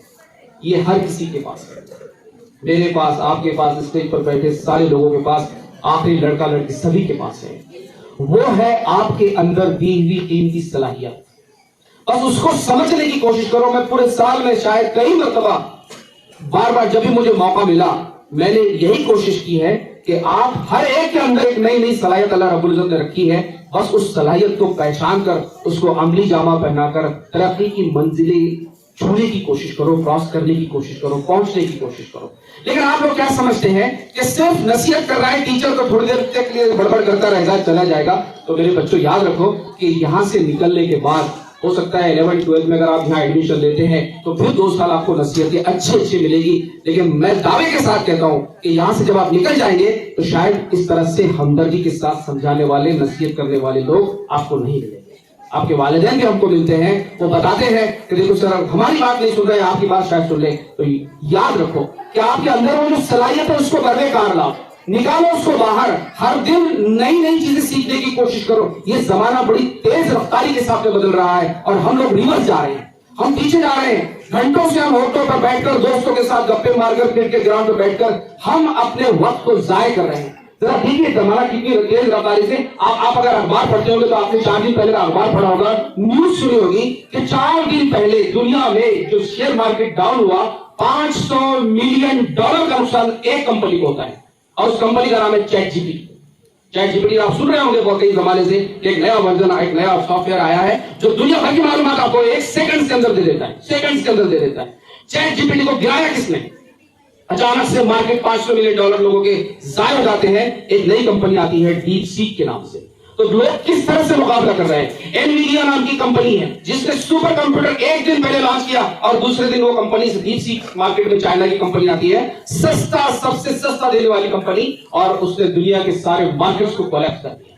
क्या कभी आपने सोचा है कि हम भी कुछ चीजें अपने अंदर पैदा कर, जैसे आपके अंदर कंपटीशन, तो हम तरस रहे हैं कई दिनों से। मैं दिल की बात बता रहा हूं कि पहले हमारे पास आज से 8-10 साल पहले की जो बैचेस हुआ करती थी 10वीं की, हमको परेशान करते थे वो कि सर ये मैथमेटिक्स का क्वेश्चन नहीं समझ में आया, थोड़ा सा दोबारा समझा दिए। तो ऑफिस में आके बैठते थे, उधर के बिल्डिंग पर हम जब होते थे तो बार बार लेकर आया करते थे वो कि सर ये क्वेश्चन समझ में नहीं आ रहा, और हम उनको समझाने की कोशिश करते थे। लेकिन अभी हम तरस रहे हैं इस तरह के स्टूडेंट्स के लिए कि कोई आए और पूछे कि सर ये ऐसा नहीं, ऐसा नहीं, ऐसा ये किस तरह से होना चाहिए। तो आपको समझना अभी भी वक्त नहीं गुजरा है, वक्त अभी भी नहीं गया है, अभी आपके पास भरपूर मौके हैं, मौजूद हैं। कोशिश कीजिए कि हर दिन नई स्किल सीखने की कोशिश करें और इस जमाने का मुकाबला करने के लिए आपको। अब देखिए एक बात खास मैं आपको बता दूं, 11th की 12th की बच्चियां भी आई, ये भी बच्चे जानती है अच्छी तरह से। एक बात मैं आखिरी चीज आपको देता चलो, देखिए अब आप ताकतवर बन रहे हैं, जिम में जा जाकर वर्जिश कर रहे हैं लड़के, और ये समझ रहे हैं कि आपने बहुत बड़ी ताकत हासिल कर ली है, कहीं मार के घुसा मार दिया, तकलीफ तोड़ दिया और खुश हो रहे हैं कि देखो हम कितनी ताकत। अब ताकतवर लोग ये नहीं, वो जमाना जा चुका है। कोई जमाना हुआ करता था कि अपॉइंटमेंट होते थे बादशाहों के पास अपने सिक्योरिटी के लिए और अपने अच्छे लोगों के लिए, तो उनको वजन उठाने के लिए और किले पर ऊपर चढ़ने के लिए कहा जाता था। जो वहां तक जाने में कामयाब होता था उसको उसका नजदीकी आदमी बना लिया जाता था, ताकत की बुनियाद पर, घुड़सवारी की बुनियाद पर, तीरंदाजी की बुनियाद पर। अब ये हथियार नहीं चलने वाले हैं। नए हथियारों की जरूरत है। एक मिसाल लेकर मैं अपनी बात को खत्म करता हूं। आपने फोर्ड कंपनी का नाम सुना है ना? फोर्ड, फिएट वगैरह होती कंपनी, फोर्ड कंपनी बड़ी मशहूर कंपनी, गाड़ियां बनाती है। एक दिन अच्छा, उस फोर्ड कंपनी का जो मालिक था हेनरी फोर्ड उसका नाम था, उसके बारे में मशहूर था कि ये लोगों को बड़ी बड़ी तनख्वाह देता है, बड़ी अच्छी तनख्वाह देता है। तो एक पत्रकार उसके पास पहुंचता है चांसर, और उसको पूछता है कि भाई तुम इतनी तनख्वाह लोगों को किस बुनियाद पर देते हो, और अगर चलो ठीक है ताजा तनख्वाह देते हैं तो जरा मुझे बताओ कि इस कंपनी में कौन से आदमी को आप सबसे ज्यादा तनख्वाह देते हो, कौन से आदमी को सबसे ज्यादा तनख्वाह देते हो? उसने कुछ नहीं कहा, मुस्कुराया और कहा कि चलो बाहर चलते हैं, मैं कंपनी के अंदर लेके जाता हूं आपको। ऑफिस में से निकले, कंपनी के उसमें गए तो धड़म की आवाज, मशीनरी की चलने की आवाज, ले जाने की आवाज, मजदूर काम कर रहे हैं, मसरूफ है, बिल्कुल मसरूफ है। उसको लगा कि इसमें से शायद बताएगा किसी को कि भाई इसको मैं सबसे ज्यादा तनख्वाह देता हूँ, मेरी कंपनी में सबसे ज्यादा कमाने वाला ये आदमी है, मैं कंपनी का मालिक हूं, लेकिन मैं सबसे ज्यादा तनख्वाह किसको देता हूँ। जब वो आगे बढ़े तो एक कैबिन दूर था, एक कैबिन था, उस कैबिन के पास गए, कांच में से देखा कि उसके अंदर एक आदमी है, टेबल कुर्सी पर बैठा हुआ है, टेबल पर उसकी टांगे हैं, टेबल पर टांगे करके सोते हैं कुछ लोग, और हेड है उसके मुंह पे लगा हुआ और वो सोया हुआ है। उन्होंने हेनरी फोर्ड ने खुद मालिक ने दस्तक दी, उसने गवारा भी, उसने उठा भी नहीं, सोया हुआ था, उसने सिर्फ हेड के अंदर से थोड़ी सी आंख से झांक कर देखा और इतना पूछा, hello Henry, are you okay? Hello Henry, are you okay? Henry ने कहा okay, it's right, it's all right. दरवाजा बंद कर दिया, मालिक वापस हो गया। वो सहाफी पत्रकार परेशान कि भाई क्या बात है? कहा कि मैं इस आदमी को सबसे ज्यादा तनख्वाह देता हूं। अरे तो कुछ काम भी नहीं कर रहा है, ये क्या कर रहा है फिर? उसने कहा कि नहीं, ये बस इसका रोज का यही काम, ये आता है ऑफिस से, घर से, इस तरह से बैठता है, टांगे ऊपर करता है, हेड पर लगाता है, और फिर मैं इसको सबसे ज्यादा तनख्वाह देता हूं। तो कहे सोने की तनख्वाह देते हो?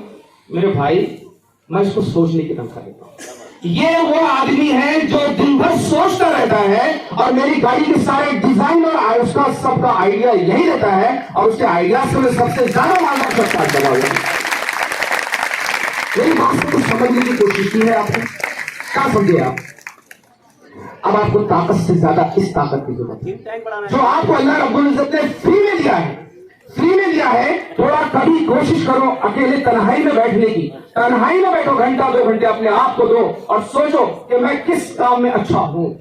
हो सकता है कोई तहरीर में अच्छा हो, कोई तकरीर में अच्छा हो, कोई खिदमत में अच्छा हो, कुछ भी हो सकता है, लेकिन सोचने की, क्रिएटिविटी का जमाना है। आज से 2 साल 5 साल पहले आप आधे घंटे की रील देखना, वीडियो देखना पसंद करते थे, अब तो छोटे बच्चे भी अपनी उंगलियां चलाते हैं, सेकंड्स में आपका माइंड बदल जाता है, नई चीज देखना चाहता है। घंटों वाली 3 घंटे की, हमारे जमाने में हम 3 घंटे की फिल्में, 3.5 घंटे की फिल्में देखा करते थे, बड़े खुश होते थे। घंटे 2 घंटे पर आ गई, 1.5 घंटे पर आ गई। अब मामला ये हुआ कि रील्स देखने वाले 1.5 मिनट से 3 मिनट की रील्स देखना पसंद करते, उससे आगे वो फौरन बढ़ जाते हैं। आपकी जरूरत नहीं, तो क्रिएटिविटी आपके अंदर है, कोशिश कीजिए कि किसी चीज को किस अंदाज में हम पेश कर सकते हैं और कैसे पेश कर सकते हैं। और दुनिया भर का आज के इस दौर ने आर्टिफिशियल इंटेलिजेंस देकर आपके कामों को बहुत आसान बना दिया है। आइडिया अगर आता है दिमाग में तो फौरन उसको लिख लो। मैं वो नहीं बोलता, मैं बोलना चाहता हूं कि जितना मुताले को बढ़ाएंगे आप, किताबें दुनिया भर की किताबें हैं मौजूद आपके पास, इसको पढ़िए, देखिए, फिर नए नए ख्यालात कैसे आते हैं, नए नए आइडियाज कैसे आते हैं, कहां का क्लिक होता है आपको, वो रब्बुल इज्जत ने आपको जो दिया है उस सॉफ्टवेयर को अपडेट करते रहिए, बढ़ाते रहिए। बस मैं इतना ही कहना चाहता हूं। आने वाले कल में खुदा ना खास्ता हम खुद हमारी आंखों से देखते हैं कि गैरेज पे हमारा स्टूडेंट गैरेज पे काम कर, तो गैरेज का काम बुरा नहीं है, बुरा नहीं है। आज हमारे सारे सिल्लोड के अंदर 100 से 150 गैरेज सारे मुसलमानों के गैरेज है, और इतने परफेक्ट है वो लोग कि वो फायरिंग पर से पहचानता है कि इसकी प्रॉब्लम क्या है। अल्लाह ने वो जहन दिया है, जब भी पहचान पा रहा है ना, तो क्यों ना हम भी फोर्ड की तरफ मालिक बने कि लोगों को हायर करके हम भी क्यों ना अपनी अच्छी गैरेज डालो, नो प्रॉब्लम, लेकिन ऐसा गैरेज हो कि सारे दुनिया के लोग आप ही के पास आए। तो आप कोशिश कीजिए कि अच्छे से अच्छा किस तरह से हासिल किया जा सकता है। ये मेरे आज की नसीहत थी। अल्लाह से दुआ है कि अल्लाह ताला आपको कामयाबी से हमकिनार करे। मुझे आपने सुना और बहुत देर से कोशिश कर रहे हैं कि सर अस्सलाम वालेकुम रहमतुल्लाह। माशाअल्लाह। आइए अब आपको जिस ऐलान का इंतजार था, जिसकी आपको जुस्तजू थी कि तालीमी साल 25-24 का बेस्ट स्टूडेंट कौन होगा, मैं मोहतरम साजिद सर से गुजारिश करती हूँ जो इस साल के बेस्ट स्टूडेंट अवार्ड का ऐलान करें। हवा कभी मुझे परवाज ही न कर दे, हवा मुझे कभी परवाज ही न कर दे, पर इसके हाथ मेरे बालों पर नहीं आते। समंदरों की तहों में उतरना पड़ता है, समंदरों की तहों में उतरना पड़ता है कि अपने आप को चलकर गोलर नहीं आते। की तहों में उतरना पड़ता है, वरना यूं ही चलकर गोहर हाथ नहीं आते। यकीनन आपको मेहनत करनी पड़ेगी, जब भी आपको कुछ मिल पाएगा। बहरहाल ये इस ऐलान का आपको बेचैनी से इंतजार है, और सब लोग हमारी नज़र में तो सभी देश हैं, लेकिन टीचर्स के लिए ये लम्हा बड़ा मुश्किल वाला हो जाता है कि इतने, अब एक दो तो है नहीं, आप लेकिन बैंक में 100 बच्चे हैं, 100 में से किसी एक को चुनना है। तो मैं पहले ही बता दूं कि यकीनन सब बेस्ट है, लेकिन कहीं ना कहीं कोई ना कोई किसी न किसी सलाहियत का मालिक, और या जो समझ लीजिए उसकी एक्टिविटी ऐसी रही है। और ये हमारा ऑब्जर्वेशन पूरे साल का होता है, पूरे साल का।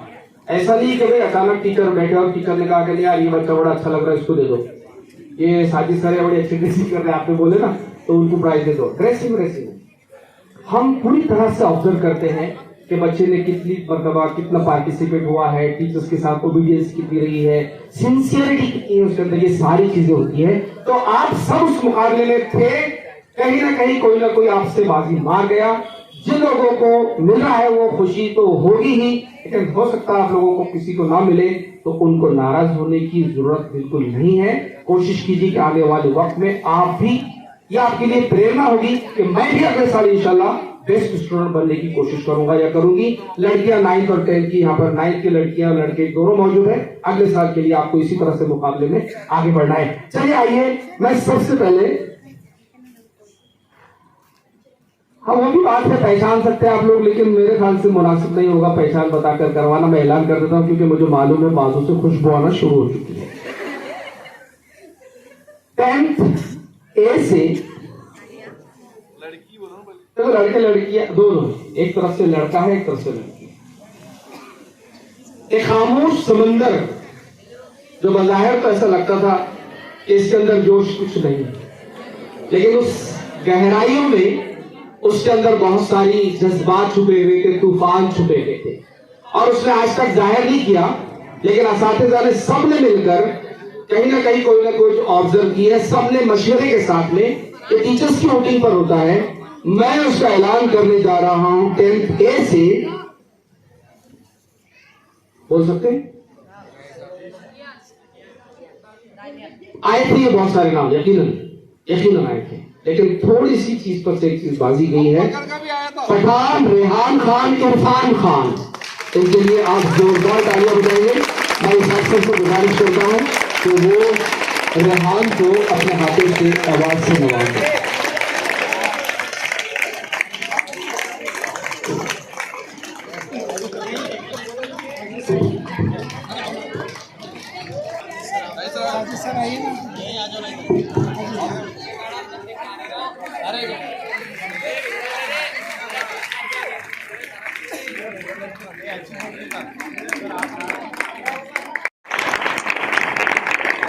अब यकीनन दिल की धड़कन और बढ़ चुकी होगी।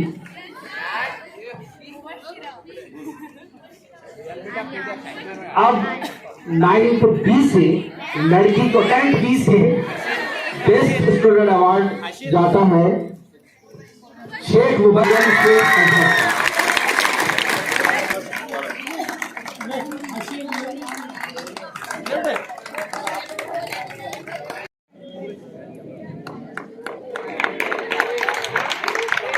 बच्चों को बेस्ट स्टूडेंट अवार्ड मिला है, जो रह गए हैं वो कोशिश कीजिए, आने वाले कल में हम आप लोगों के लिए हमारी शुभकामनाएं आपके साथ हैं। अब इसके बाद स्पोर्ट्स के इनामात का ऐलान के लिए शकील सर से गुजारिश करती हूँ कि वो आए और इनामात का ऐलान करें। स्पोर्ट्स के इनामात तो वैसे 26 जनवरी को दी जा चुकी है, लेकिन कुछ टीम्स के मेडल्स बाकी थे, वो यहाँ पर देना है मामला। तो टीम यहाँ पर आइए।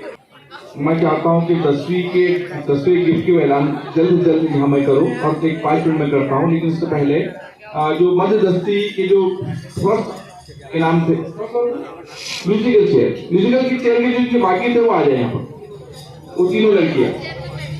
वॉलीबॉल की सेकेंड टीम जो थी वो भी आ जाए। वॉलीबॉल की सेकंड जो होती, फर्स्ट 10वीं थी, सेकंड कौन सी थी? 8वीं थी।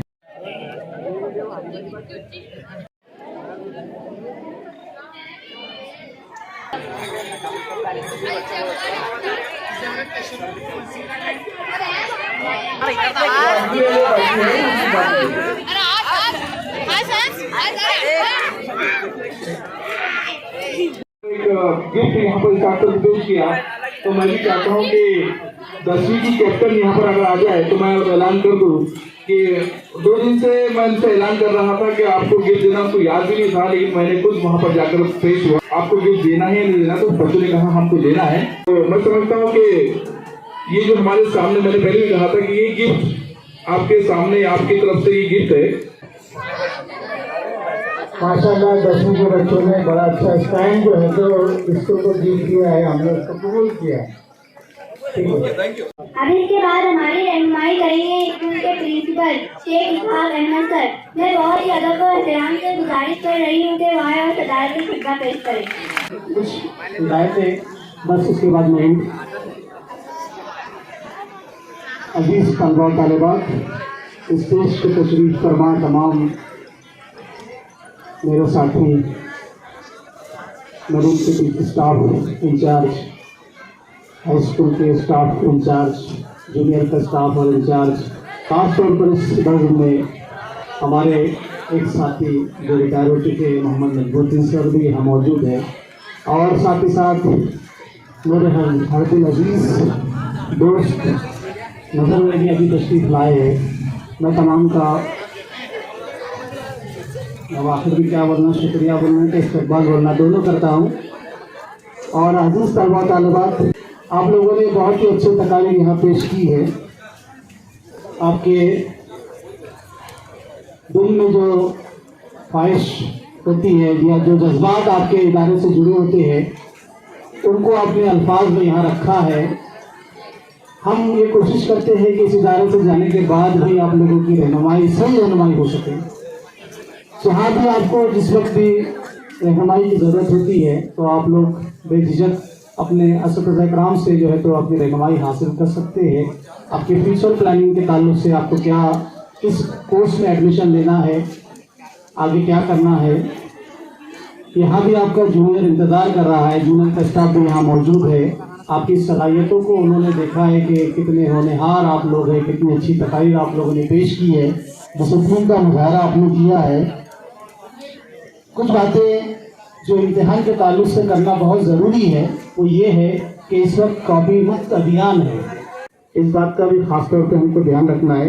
जहाँ जहाँ भी आपको रहनुमाई की ज़रूरत पड़ेगी, हम लोग यहाँ पे रेडी है आपकी रहनुमाई के लिए। तो कहानी भी अच्छी थी शकील सर की, साजिद सर का वो टोपी लगाकर इंतजार, बिल्कुल रिलैक्स बैठा हुआ आदमी, वो भी बहुत अच्छा था। बहरहाल ये खेळी मूवीचं वातावरणात चांगला प्रोग्राम झालेला है शकील सर की लैंग्वेज में, और इंशाअल्लाह जो है तो खाने का भी बहुत अच्छा इंतजाम किया गया है। आप लोगों से आखिरी ये रिक्वेस्ट है और हिदायत है कि कल से आप 3 तारीख से आप लोगों के ओरल और प्रैक्टिकल शुरू हो रहे हैं।